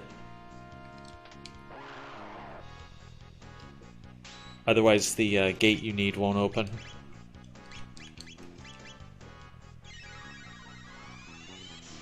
So, Papita, I've given this a lot of thought.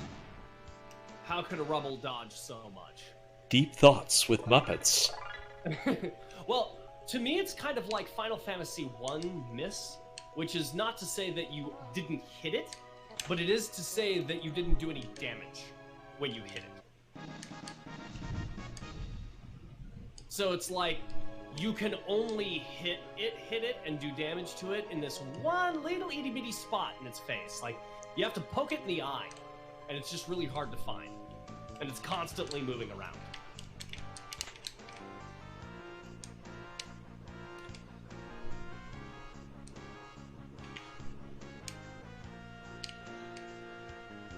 That concludes Deep Thoughts with Muppets. Kaiser's weaker than Giga. I never remember the magnitude of his arms.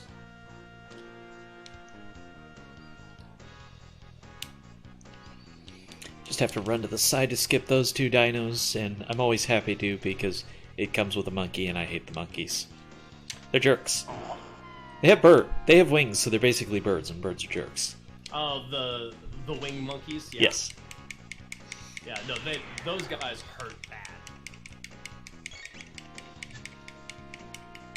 I think I'm a significantly higher level here against these rebels than Muppets, so I'm very optimistic about killing both of them, so watch me fail.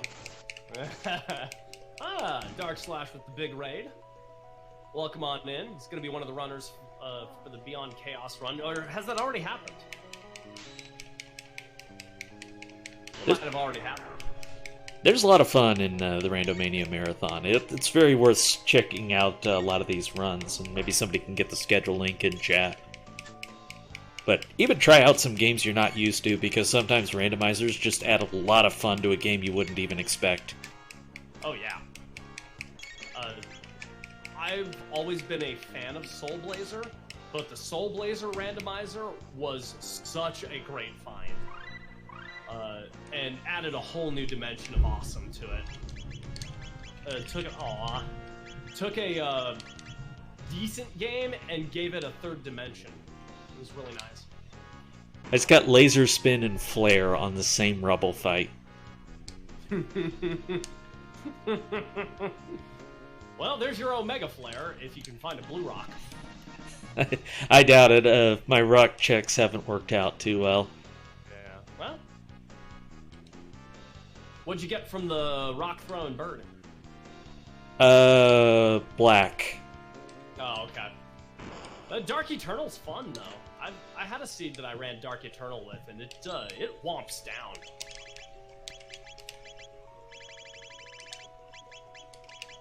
Okay. Time to increase some stats. I had 10 power tabs stored up.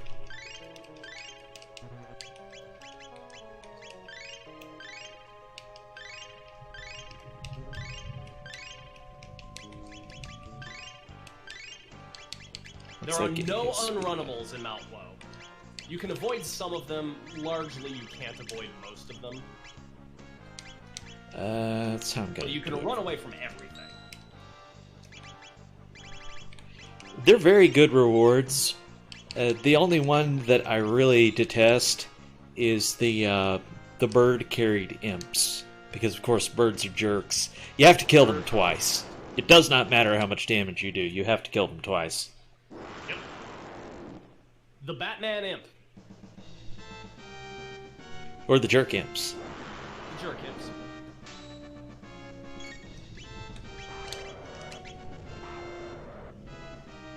You see me just running through this, though. Mount Woe is actually not a particularly long check itself. It's just the fact that you have to complete a mid to end game dungeon to get there that makes it an unlikely check. If you commit yourself to going one route like that, do the check before you have Ruby Knife to get through to Ocean Palace, it's not the worst idea in the world. It's just not playing by the numbers.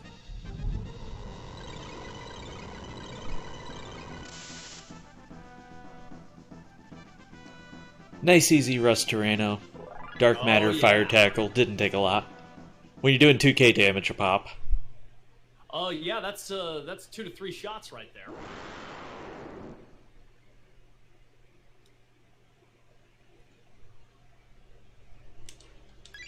Alright, so there's my gate key. I'm going to be able to cash in this Sunstone now.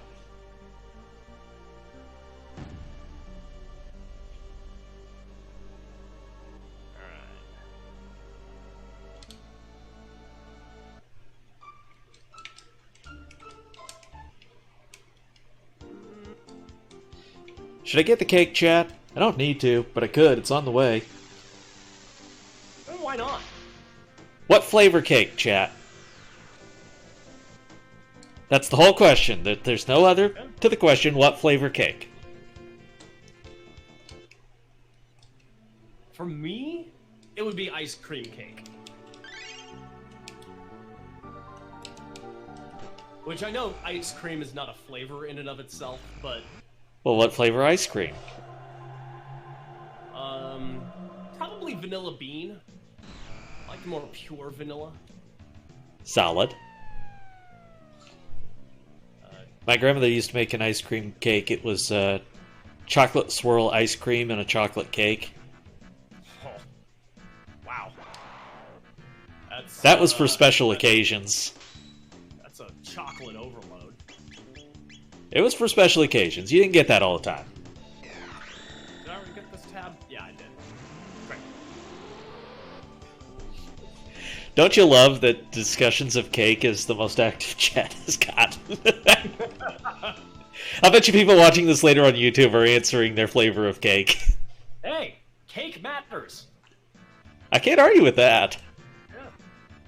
See, red velvet with vanilla cream icing. My goodness, that is a headache for me. The most delicious headache you could ask for.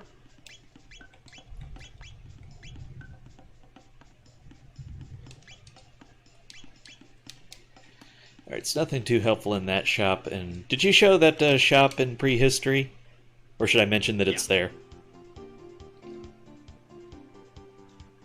Because, yeah, it's in the trading hut, and you're used to just thinking about the trading, but that guy is actually an item shop vanilla.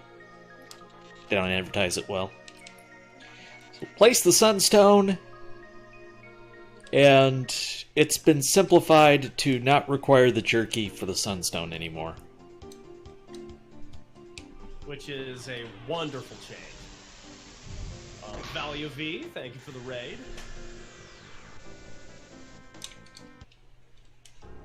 Welcome to the Rando.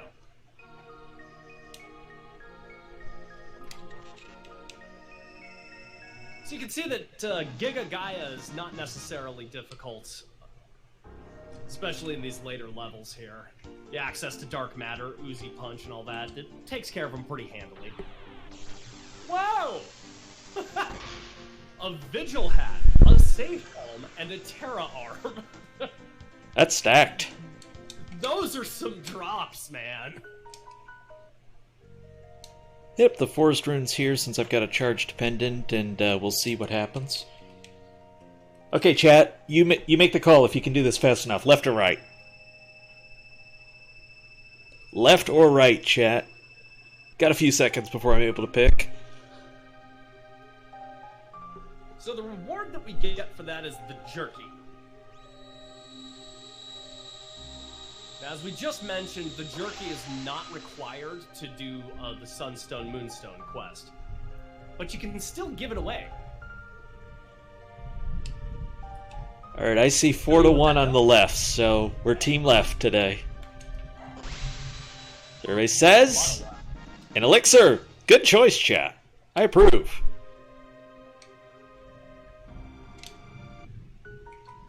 I'm happy with an elixir. Go back here, and he's already got something.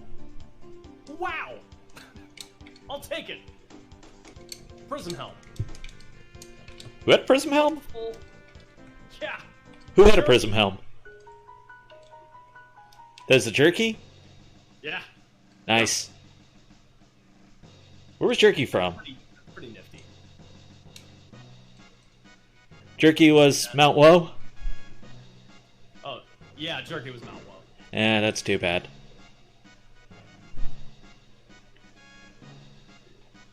Let's see here. Honestly, if it was a Tyranno layer, I may have done it to get the prism helm. Yeah, right. Okay, we turn in the Sunstone. Oh, yeah. Wait, I have the Sunstone. Melchior, what are you doing to me? I picked it up, didn't I? What? The Sunstone. You pick it up from the future. Yeah, I did. Thought I did. I messed up. I guess I messed up. It's not in my inventory. Go back for it. Mistakes were made, apparently. So there's an addition right there. The Kajar New has 2 shops instead of the 1. Did you do the new fight? No. Muppets. Haven't done the new fight. I'm just buying stuff.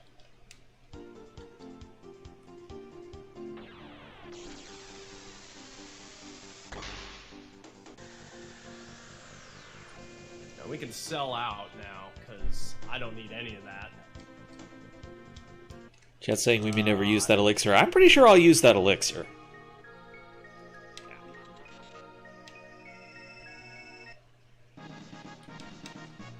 And here's a cheeky little speed tab location. That would be the infamous Muppet asking if I knew there was a tab there. I'm telling you that I do know there's a tab there, Trenton.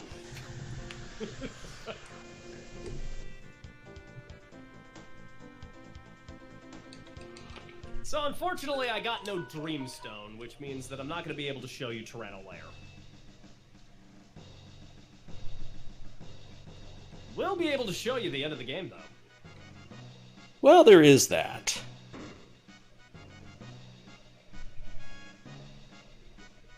The Dreamstone to Tyranno Lair gets you to this era, and then the requirement is the same after the era is unlocked.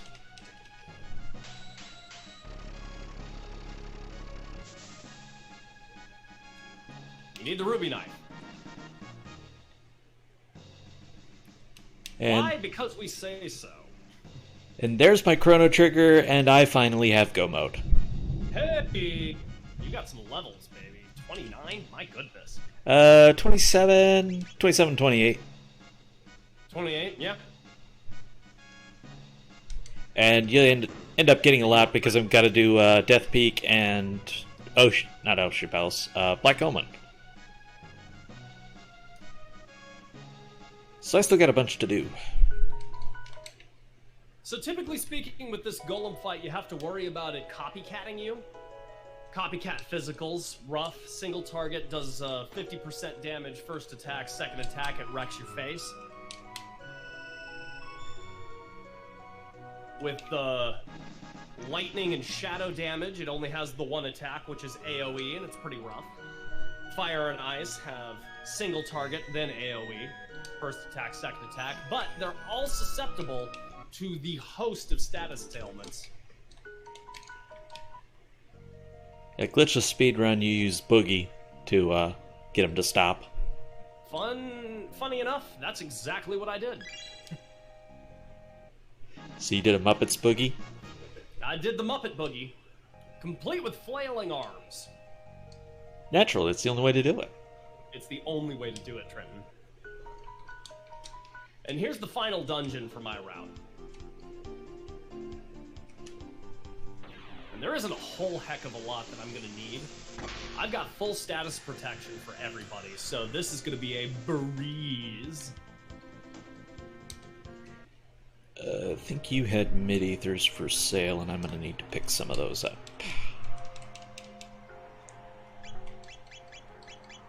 Yeah, there you go. Unfortunately, that's the best I have available, so...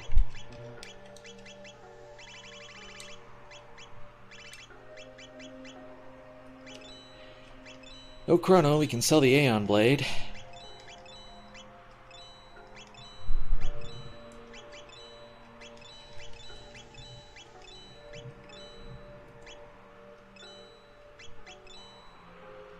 And I don't have Glenn, so I can sell his swords as well.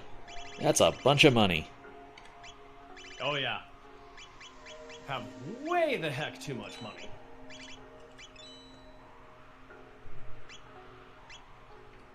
I don't think I'll be using those either, so... There's a bunch now, of money. See, this route that I'm running is mostly about gathering the treasures that are located here. It does require me to go through pretty much all of the encounters in this area, but they're all runnable encounters. I'm looking for... Basically, I'm looking for a couple of things. Some sunshades or prism specs. Another gold stud would be wonderful.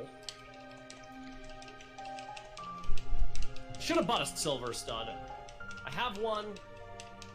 Should have bought another.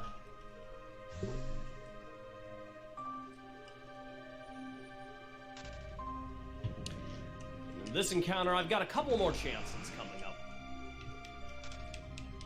You trying to steal any? Nah. No, I don't have time for that. Fair enough. You never know what it'll steal. If you have it early, it's especially a good idea to do it against low-risk bosses, because they can drop some pretty good stuff. Yeah, with Tech Randomizer, it's a little less of a sure thing that you're going to get Charm. One of my old routes before the Tech Randomizer was implemented in this was whenever I had Ayla, was specifically designed to get her Charm through Hecarim Cave so that I could charm early bosses. Fun fact on Death Peak, don't talk to that doll, and he actually has a much bigger hitbox for blocking the wind. Alright, so this is pretty much endgame levels that I'm looking at right here. Level 30, given some extra fights. Probably end up being 32, 33. This, however, I do want to show off.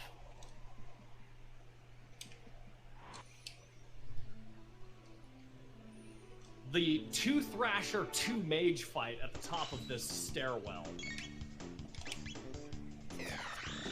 I can one-shot it with Dark Matter. Gives 2,600 experience and 80 tech points. Now, why is that so important? Because I can trigger this fight over and over and over again. Ooh, nice. I just got some prism specs. Oh ho ho! And Death Peak? Yep.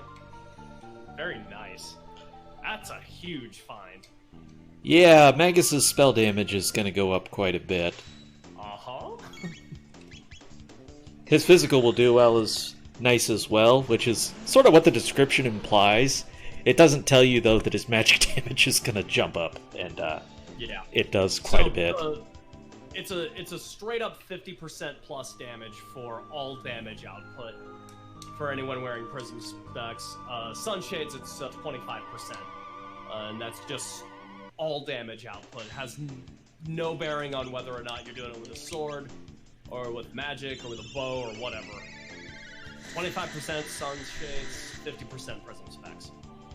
Yeah, so I have an item priority that I like to do. And with Magus, I'll give him Prism Specs if I've got him, I'll do Sun Specs if I don't, and I'll do Magic Seal if I don't, just to get his spell damage out. Game Boy, I'm gonna have to say Ocean Palace is my favorite. That's my favorite theme. Of those two, I would choose Ocean Palace. That being said, my actual favorite theme is the Overworld Kingdom of Zeal theme. With the simulated sitar and the really chill, really lax atmosphere of it all. One of the things you may notice is we're getting significantly better treasures in these later dungeons than we were in the earlier ones, like the Prism Specs. I just got a Gloom Cape. We're doing quite a bit better here. Also, run to the top of that screen to avoid a fight. We haven't necessarily been highlighting those as we go along, but there's a lot of trying to move around in just the right way to avoid encounters. And I've done a series of YouTube videos on that, so that if you want to get into this, you can. That's where I learned a lot of my encounter skips. I keep saying I've got to update those, and I haven't done it yet, but I really have to update those. I actually did them back during Wings of Time, but since the encounters don't move, the logic holds. Oh yeah. But the key item parts has changed a little bit.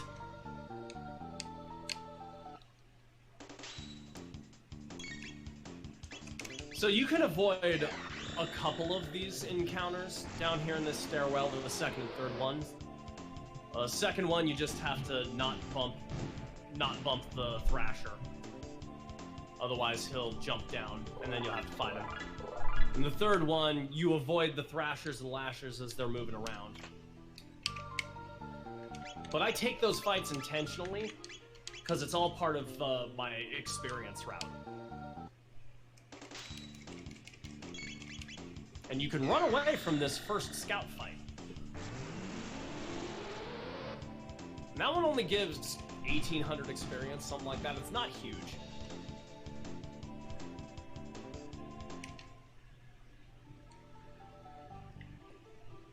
And we get to prepare for this, everybody's favorite thing, elevators. Oh boy. Oh yeah, you get 2 of them. Mine are a little better, actually. Yeah, well, you can get 0 encounters in your elevators. Mine are definitely predetermined. That's part of better. Also, just the actual enemies were a little better. Yeah, that's true. So there's a couple of those cracker fights. Not too much, just a little bit. Gonna end up getting a lot of experience along this route. That doesn't mean I'm necessarily feeling great with my levels because I don't have the high level healing stuff. I bought some lapises just so that I would have an AoE healing option, and I didn't really have a lot else to spend my money on. I've also got a stack of mid-ethers to help recharge, and Robo has Heal Beam to help on that front. Now, Robo's Heal Beam is not huge, but it'll do the job. In a pinch, it can heal upwards of 200 to 300 damage, depending on level.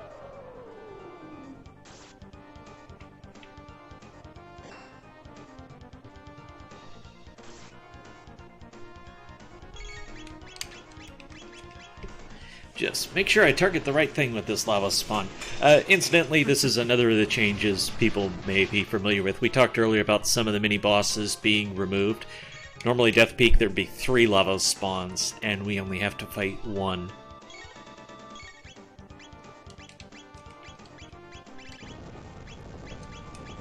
Which actually, you only have to fight 2 in the vanilla because you can run away from the second one if you never knew that.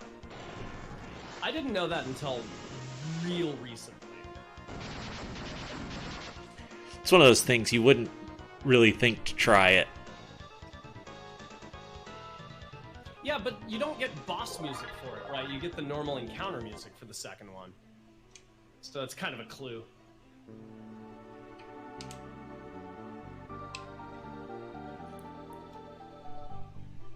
Plus, this game really likes its 3s. It does. 3 characters, 3 dolls for the mountain, 3 Lavos spawns. 3 forms of Lavos. It's true. Yeah. 3 sections to 2 of those parts. And as such, there's 3 paths to Lavos in Jets of Time. Goes with the theme. Might want to equip that. Feel free to throw Illuminati emotes in chat. Feels appropriate. Does it? Is it ever going to feel more appropriate?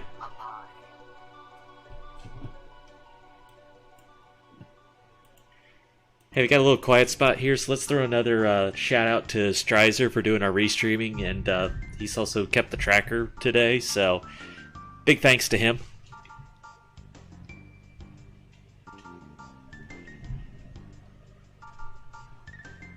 And thank you all of you who have been chilling with us tonight. We have a nice crowd for this, and I hope you're enjoying it as much as Muppets and I are having some fun with this. Absolutely. Let's see if I can get this scouter skip.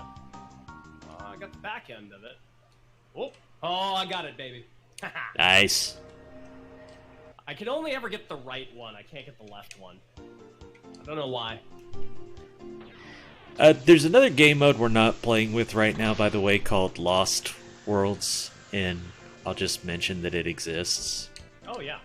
But it's another game mode that you will not have 1,600 to start, so it's kind of inverted.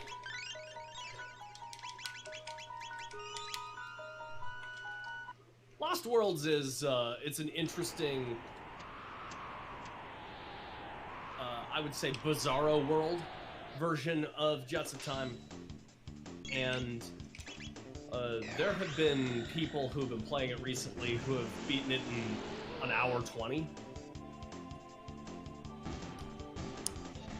Incidentally, what made me think of it was with the Black Omen, it's inverted how you access it in the 2 modes. So, in Lost Worlds, you have to access it from the future, and in the other modes, that's the only place you can't. I believe that you can't you can access it in vanilla in the future, but it doesn't, You can't go in the door. Yeah, the door just stays shut.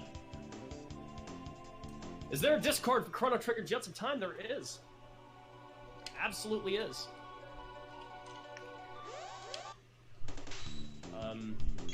Don't really have the link on me right now, but maybe Strizer can put that out there? Or Game Boy, maybe?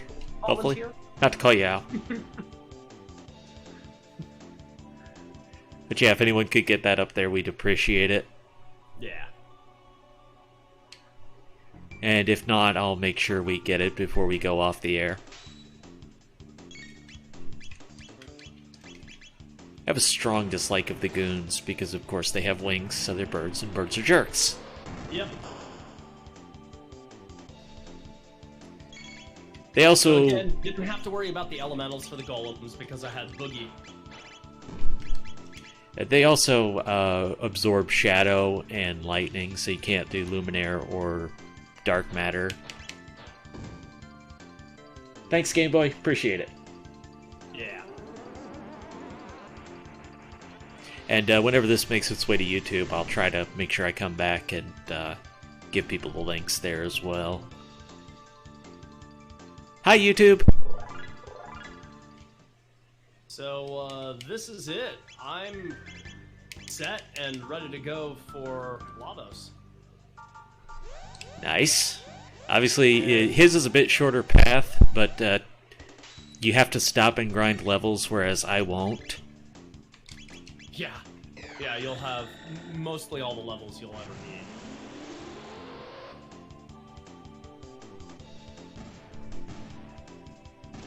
And also there's the question of what resources will be available to. Like, he saw shops that I'm not going to see, and I'm going to see shops that he's not going to.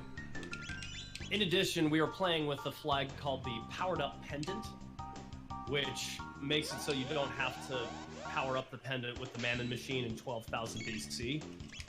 It just comes pre-powered. And he got into some treasure chests that wouldn't be a free future with all sorts of goodies.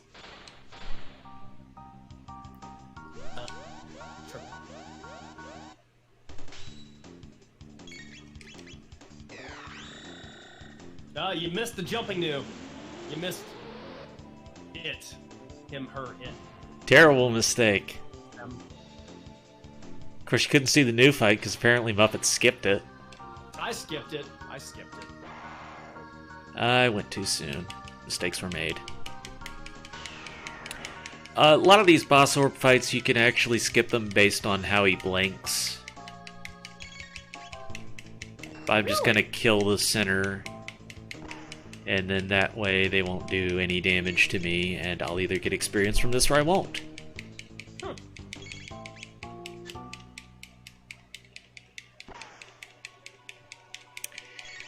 Chat saying I won't have to fight Shell. Actually, I don't have to fight Lavos. I'm gonna have a different final boss. We are showing off one more flag. The Z flag, the Zeal 2 flag. What the Zeal 2 flag does is it makes the second form of Queen Zeal the final fight. You can end the siege there. Oh, nice damage on that crit from Magus. That's Rip Lavos, by the way. At least the shell. Okay, you had me wondering. Won't be long before the big man's down.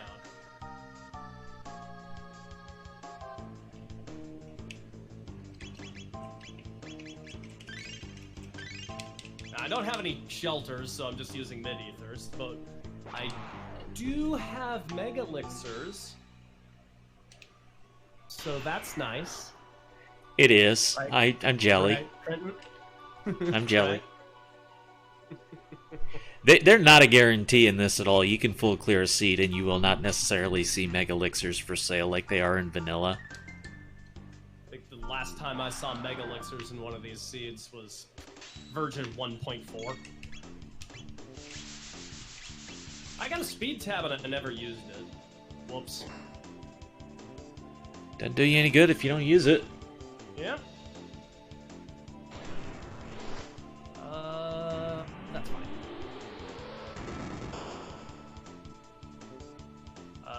Screw it. Got 6 of them. Might as well lay down a mega elixir. Yeah, it's very handy when you don't have shelters. And the AoE complete heal is quite the nice. Most expensive shelter you could possibly buy. Alright, shot on Magus. And shot on Ayla. Perfect.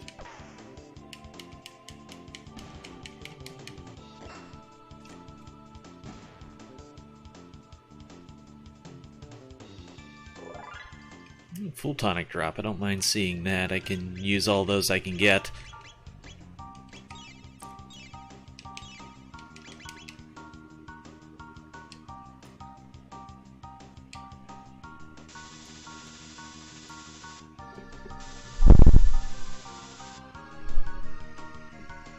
Now, a little known thing about this particular update is Obstacle does a random status attack now. It's not always chaos. It can be anything. Any status, from poison, sleep, slow, stop, chaos.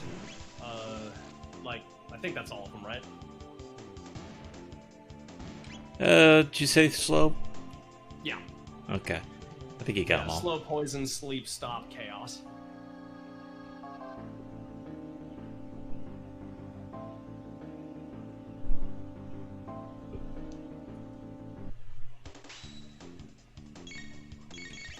And there's Shadow Slay. Lets me know I'm pretty close.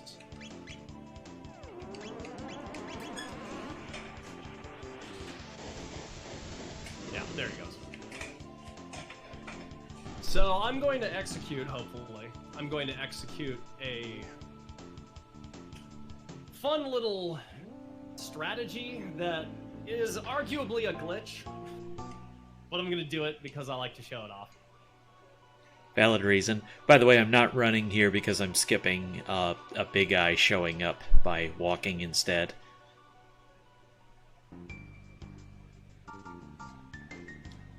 On the last part of the fade out, you have 3 frames. You hit X, you can get into the menu. Let's see if I can do it.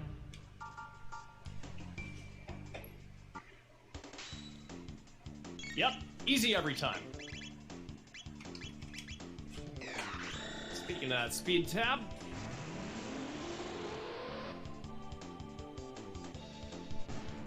Do I want to use a silver? I think I want to use a silver stud on everyone. Yep.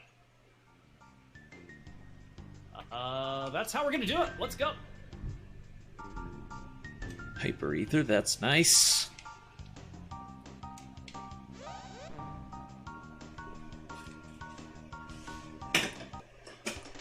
So I wasn't fast enough, and I got hit by Protective Seal. Boo. Ooh, Crying Heavens.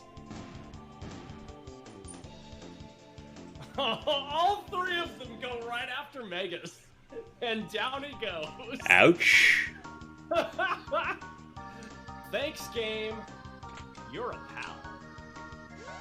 No one said it was going to be free.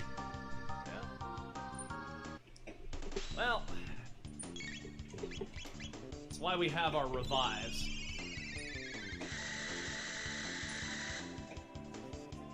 That's pretty rude. Pretty rude. You can recover from it. It's fine. Not a big deal. Again, feel free to use "this is fine" emotes in chat. Another Crying Heavens. This time on Robo. And an attack on Robo. Starting to get real rude. They're ganging up. But that's going to take out the left bit, and this is the classic strategy. You take out a bit, you wait.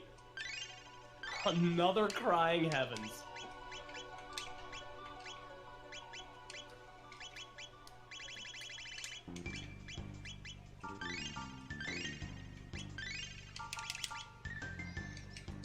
Alright, see what the news got for sale. We have amulets, we have elixirs, we have full tonics. Hey, elixirs, that's nice. Yeah, I'm gonna max that. That's gonna give me 8. The amulets would be nice. They'd be more valuable for Lavos. So, I'd rather have the elixirs, personally.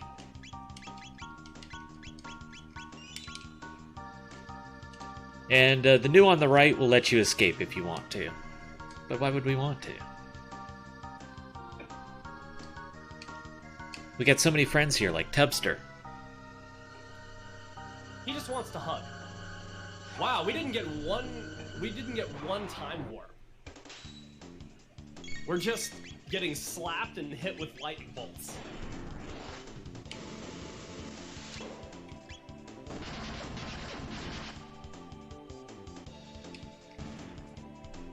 3k damage on Tubster with a fire tackle, by the way. Just casual. Fire and ice, right?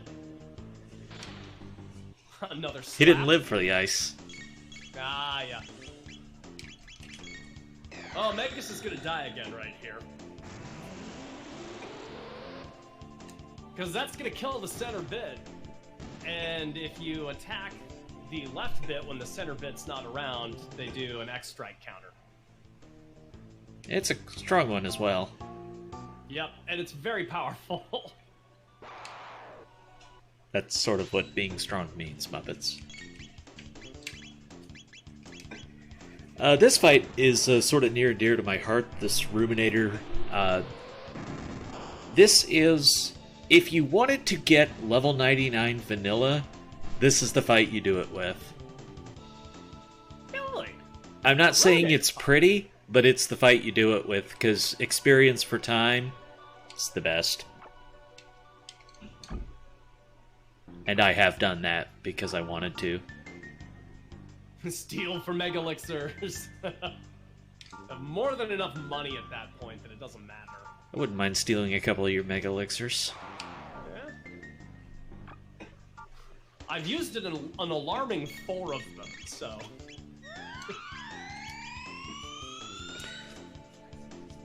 It's more Mega Elixir than I've ever used in this fight before. Yes, enemy drops are randomized, so it's not necessarily that you would get a Mega Elixir on the steal if you even spent the turn on it. And that's the ball game. GG. Yep. And I got a Rune Blade from Lava's Core. Nice. Ooh, good turn from the eyes there. We're making very good progress through the Black Omen here. Yeah, let's see where you're at. Oh, you're pretty close. Yeah, we're getting there. Yeah. Have you done...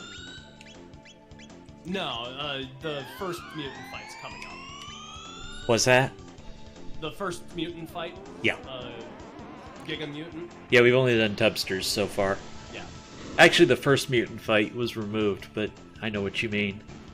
Yeah. But that's another case of, like, the 2 lava spawns were removed. The mutant that would be at the very entrance here, he was removed. Oh, you're taking these fights. You have to, that one. That was a Tubster.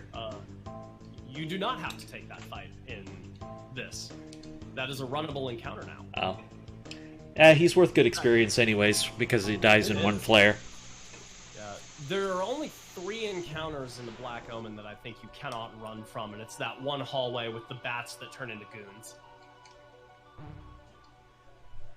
And is the ending randomized? Yes. Depending on what your party makeup is, you can get one of 4 endings or something like that.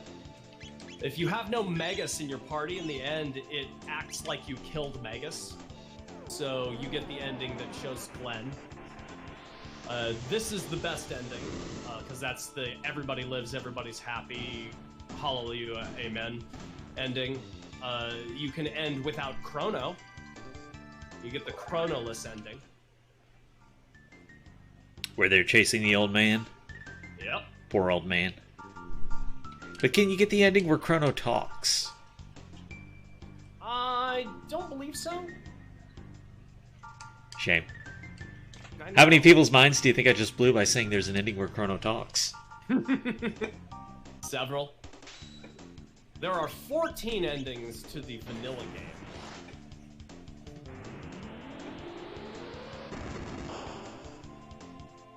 I've seen like 7 of them.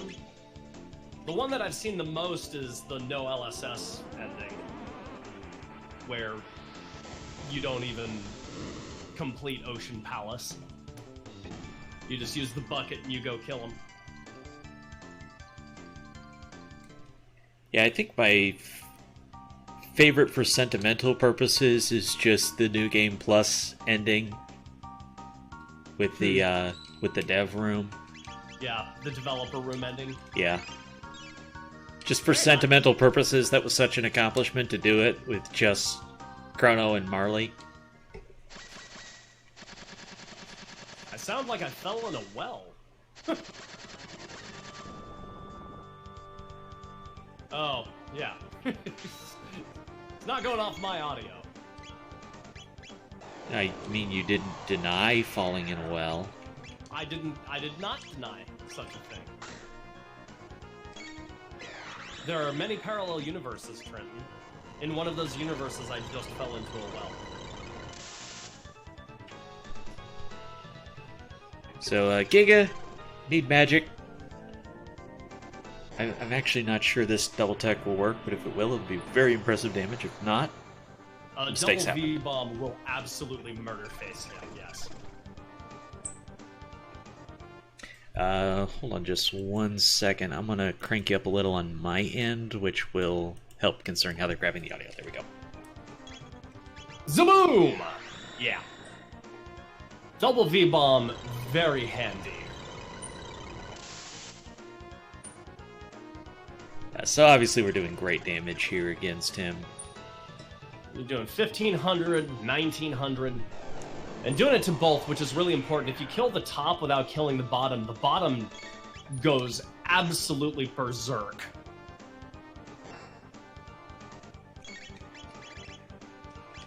I've still got that frenzy. Pizza, you're gonna try the Chronolith's ending. You can complete everything up through to where you normally complete Ocean Palace. You can do Ocean Palace, but you cannot actually end... Oh, no, you complete Ocean Palace, and then you don't do Death Peak. You just go to the bucket.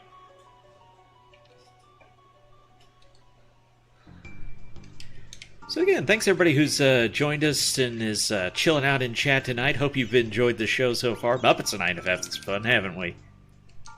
It's been fantastic. It was very active chat, too, and I never acknowledged anyone for the GGs. My apologies. Desrupt wrote, Dark/88, Anguriel86, Flea the Magician, Game Boy F9, Strizer86, Raffle Wattle, love the name, Papita. Thank you very much for the GGs, everybody. Oh, this damage with the Prism Specs is just so nice. Oh, yeah. So is that thunder coming through my microphone, by the way? Because that was pretty loud.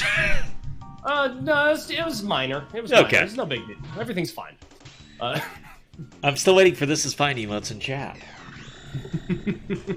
I'm surprised nobody has any. Makes me think I need one. Yeah. I think TM, one of the Free Enterprise people and longtime FF4 speedrunner, has a This Is Fine emote.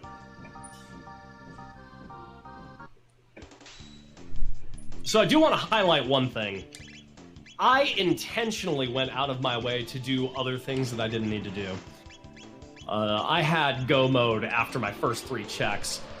I could have beaten this seed in about an hour 45. Yeah, and obviously I could have gone the same path and beaten it much faster than this, but we really wanted to show up the depths of the randomizer, and sometimes this is the path that's going to be open instead. Yep. So that way we're giving you a fair representation of the depth and quality of the randomizer. And this way you've seen all of the character locations, you've seen most of the locations for key items.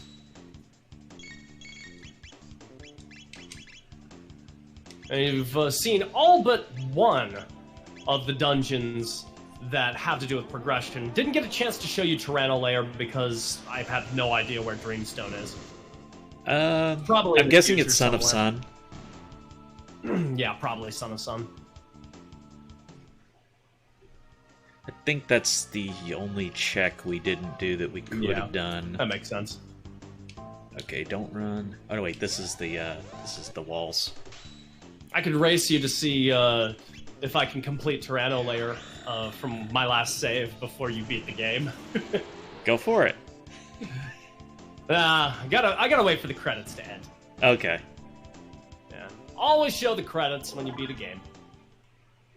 Fair, I can't argue with that. So, Trenton's fighting panels right before the mutant fight right there. Each of them have 750 hit points. You can one-shot them with Dark Matter, or if you have Prism Specs, Dark Mist. Heck, if you have Prism Specs, you could probably one-shot them with Lightning too. Ice 2 would actually be faster, but I stick with Dark Mist just so that I don't have to re-menu. Because menuing costs time, and if you're not the best at it, then you'll save more time by not menuing. It's fair. So I see you've gone with your dream team. I have. So I really like to have somebody with AoE heals, and Robo is accomplishing that. And on times he does not have to heal, he is just going to be able to smack stuff for a lot of damage. Yeah. And now, Terra Mutant's a little different than Giga Mutant.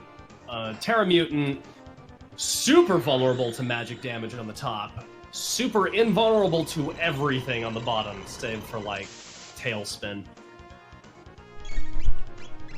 Hits like a truck, only has 5,000 hit points.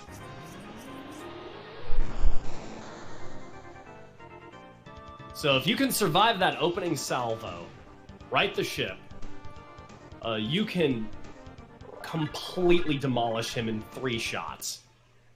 Or 2. I wonder if you can do it right here. Yeah. 2 shots. Gotta love it.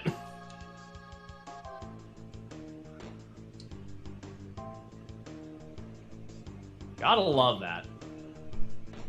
Yeah, that's why I have Robo in the center spot, is that he can do double bombs. Shoutouts to Ted Woolsey, for whom we all have to thank for bringing this over. He fought very hard to have Square bring this game over to the United States when it did.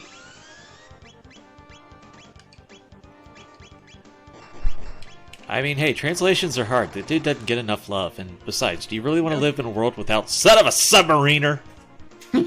Honestly, I love that. Ooh, you didn't heal. Okay, mistakes may have been made. Let's see if this kills me. Yeah, let's do the shelter thing. I was a little too brave. This is what I bought the stack of shelters for.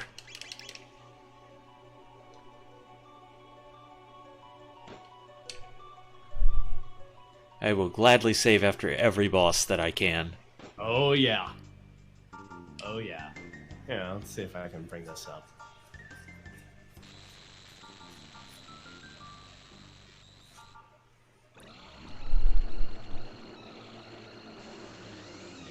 Also, I think instead of doing Uzi Punch, I'm going to switch back to Fire Tackle for here. There we go. Victory Dumpster Fire.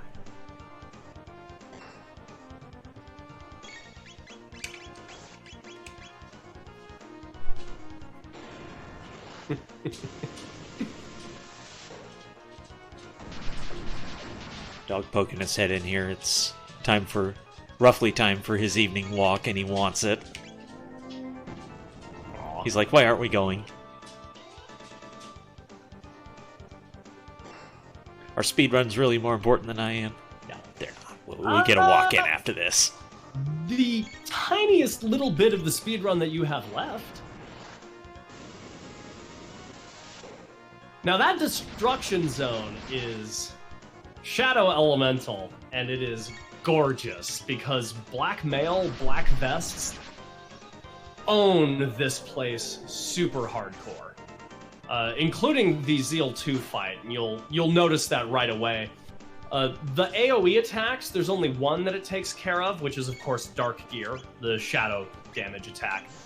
But it handles up on both of the laser style attacks that Zeal 2 does out of her fingers.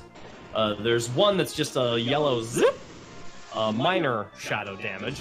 You can just shrug that off. There's the weird pink triangle one that does a little bit harder of a hit. That is also shadow damage. And if you end up going Black Males with Rainbow Helms, you nerf 50% of incoming lightning damage. Her most common attack, Skygate, will do almost nothing. Blackmail Rainbow Helm is the optimal setup for Zeal 2. Yeah, so we're in pretty good shape here. Yeah. Got to get through these panels first. Obviously, Fire Tackle did a nice bit of damage against that lava spawn. Oh, it's not dead. Oh, it is dead. Okay, I was confused. I wasn't hearing the destruction noise.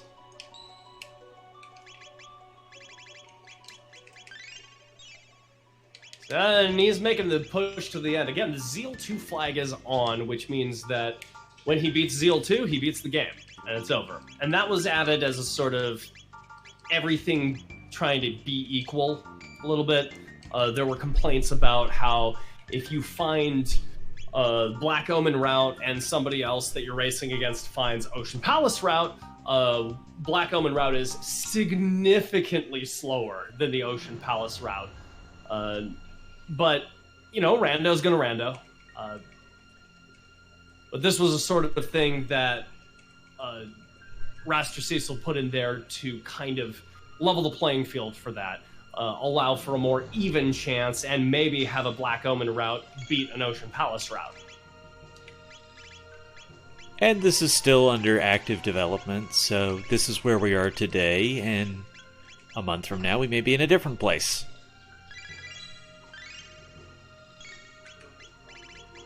Okay, can't hit her with double bomb, so we're going to Fire Tackle. Just going to keep a little bit of HP up and not worry too much, but getting nice damage.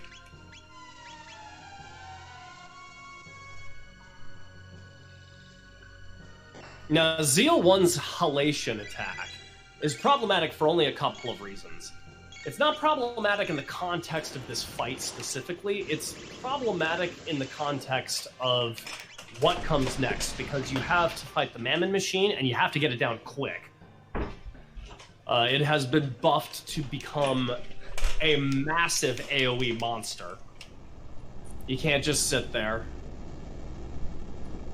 It builds its power, and then I think it's 2 turns, and it unleashes for about 800 damage to everybody. But we got good strats for dealing with it, so yeah, this is fine. If I'm not mistaken, you can actually get into the menu in that fade out. I discovered that quite by accident. Okay, can't hit it with bomb. Not entirely sure all the enemies that you can hit with the double bomb, so I'm checking them because they wouldn't necessarily be the vanilla strats. But yeah, 2 hits. Not bad. And these have been modified because it's the boss rush and your lower levels and your resources are lower, so they've been designed to be something you can still beat. You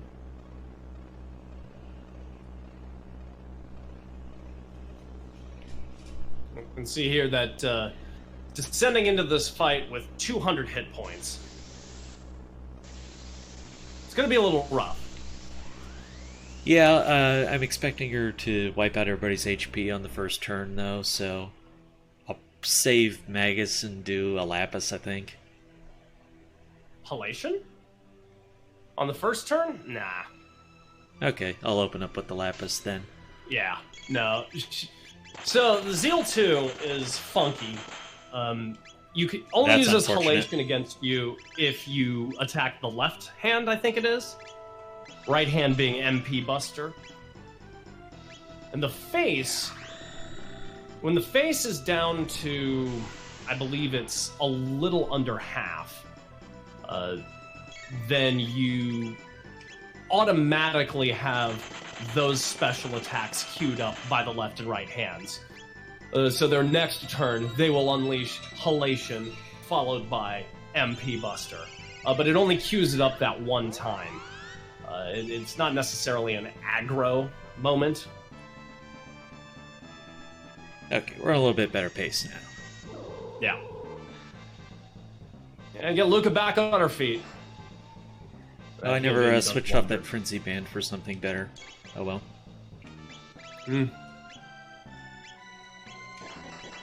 And technically that head is in range for double bomb. And that is in fact the vanilla strat. for Yep. the glitchless speedrun.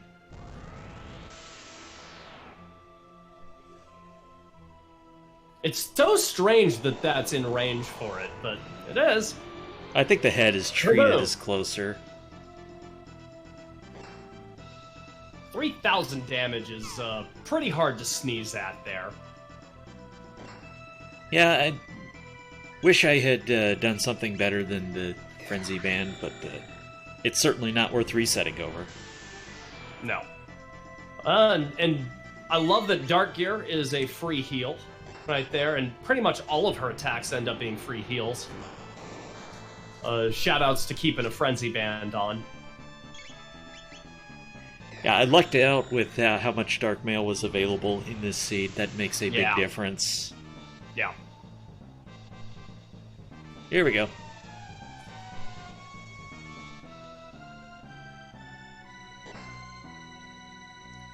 Would be hilarious if I somehow managed to kill her on one of those counterattacks.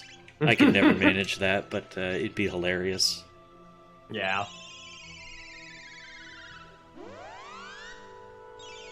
Robo's getting low on his MP, so let's go ahead and use that first elixir on him.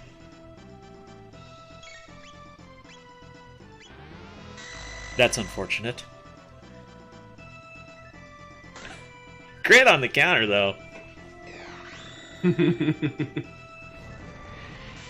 Oh, all that wonderful, delicious MP, and it's gone.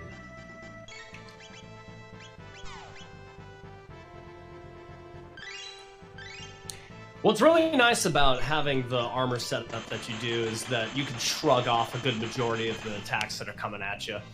You're not even really in dire straits after Halation because the next move is probably going to be one of those laser shots. Usually isn't anything like Skygate. Skygate's the only thing that can really do you in. Yeah, and our magic defense has gotten pretty good. I'm a higher level than you need to be here just because of how much we went through to get here.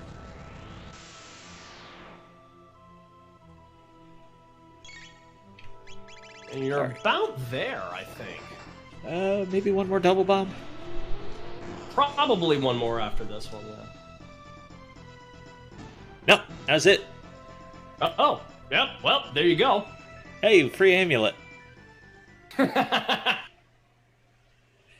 So, hey, we made our estimate. It's 2:30, so Yeah, we're there helping you go. doing our part to keep the marathon on track.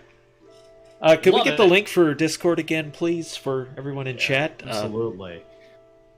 Hope you... And cyber high five for that, Trenton.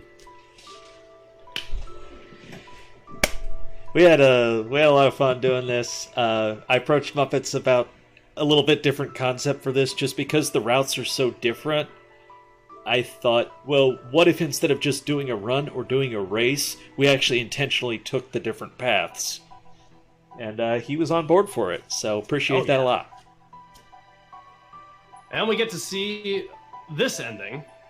I forget which ending this is.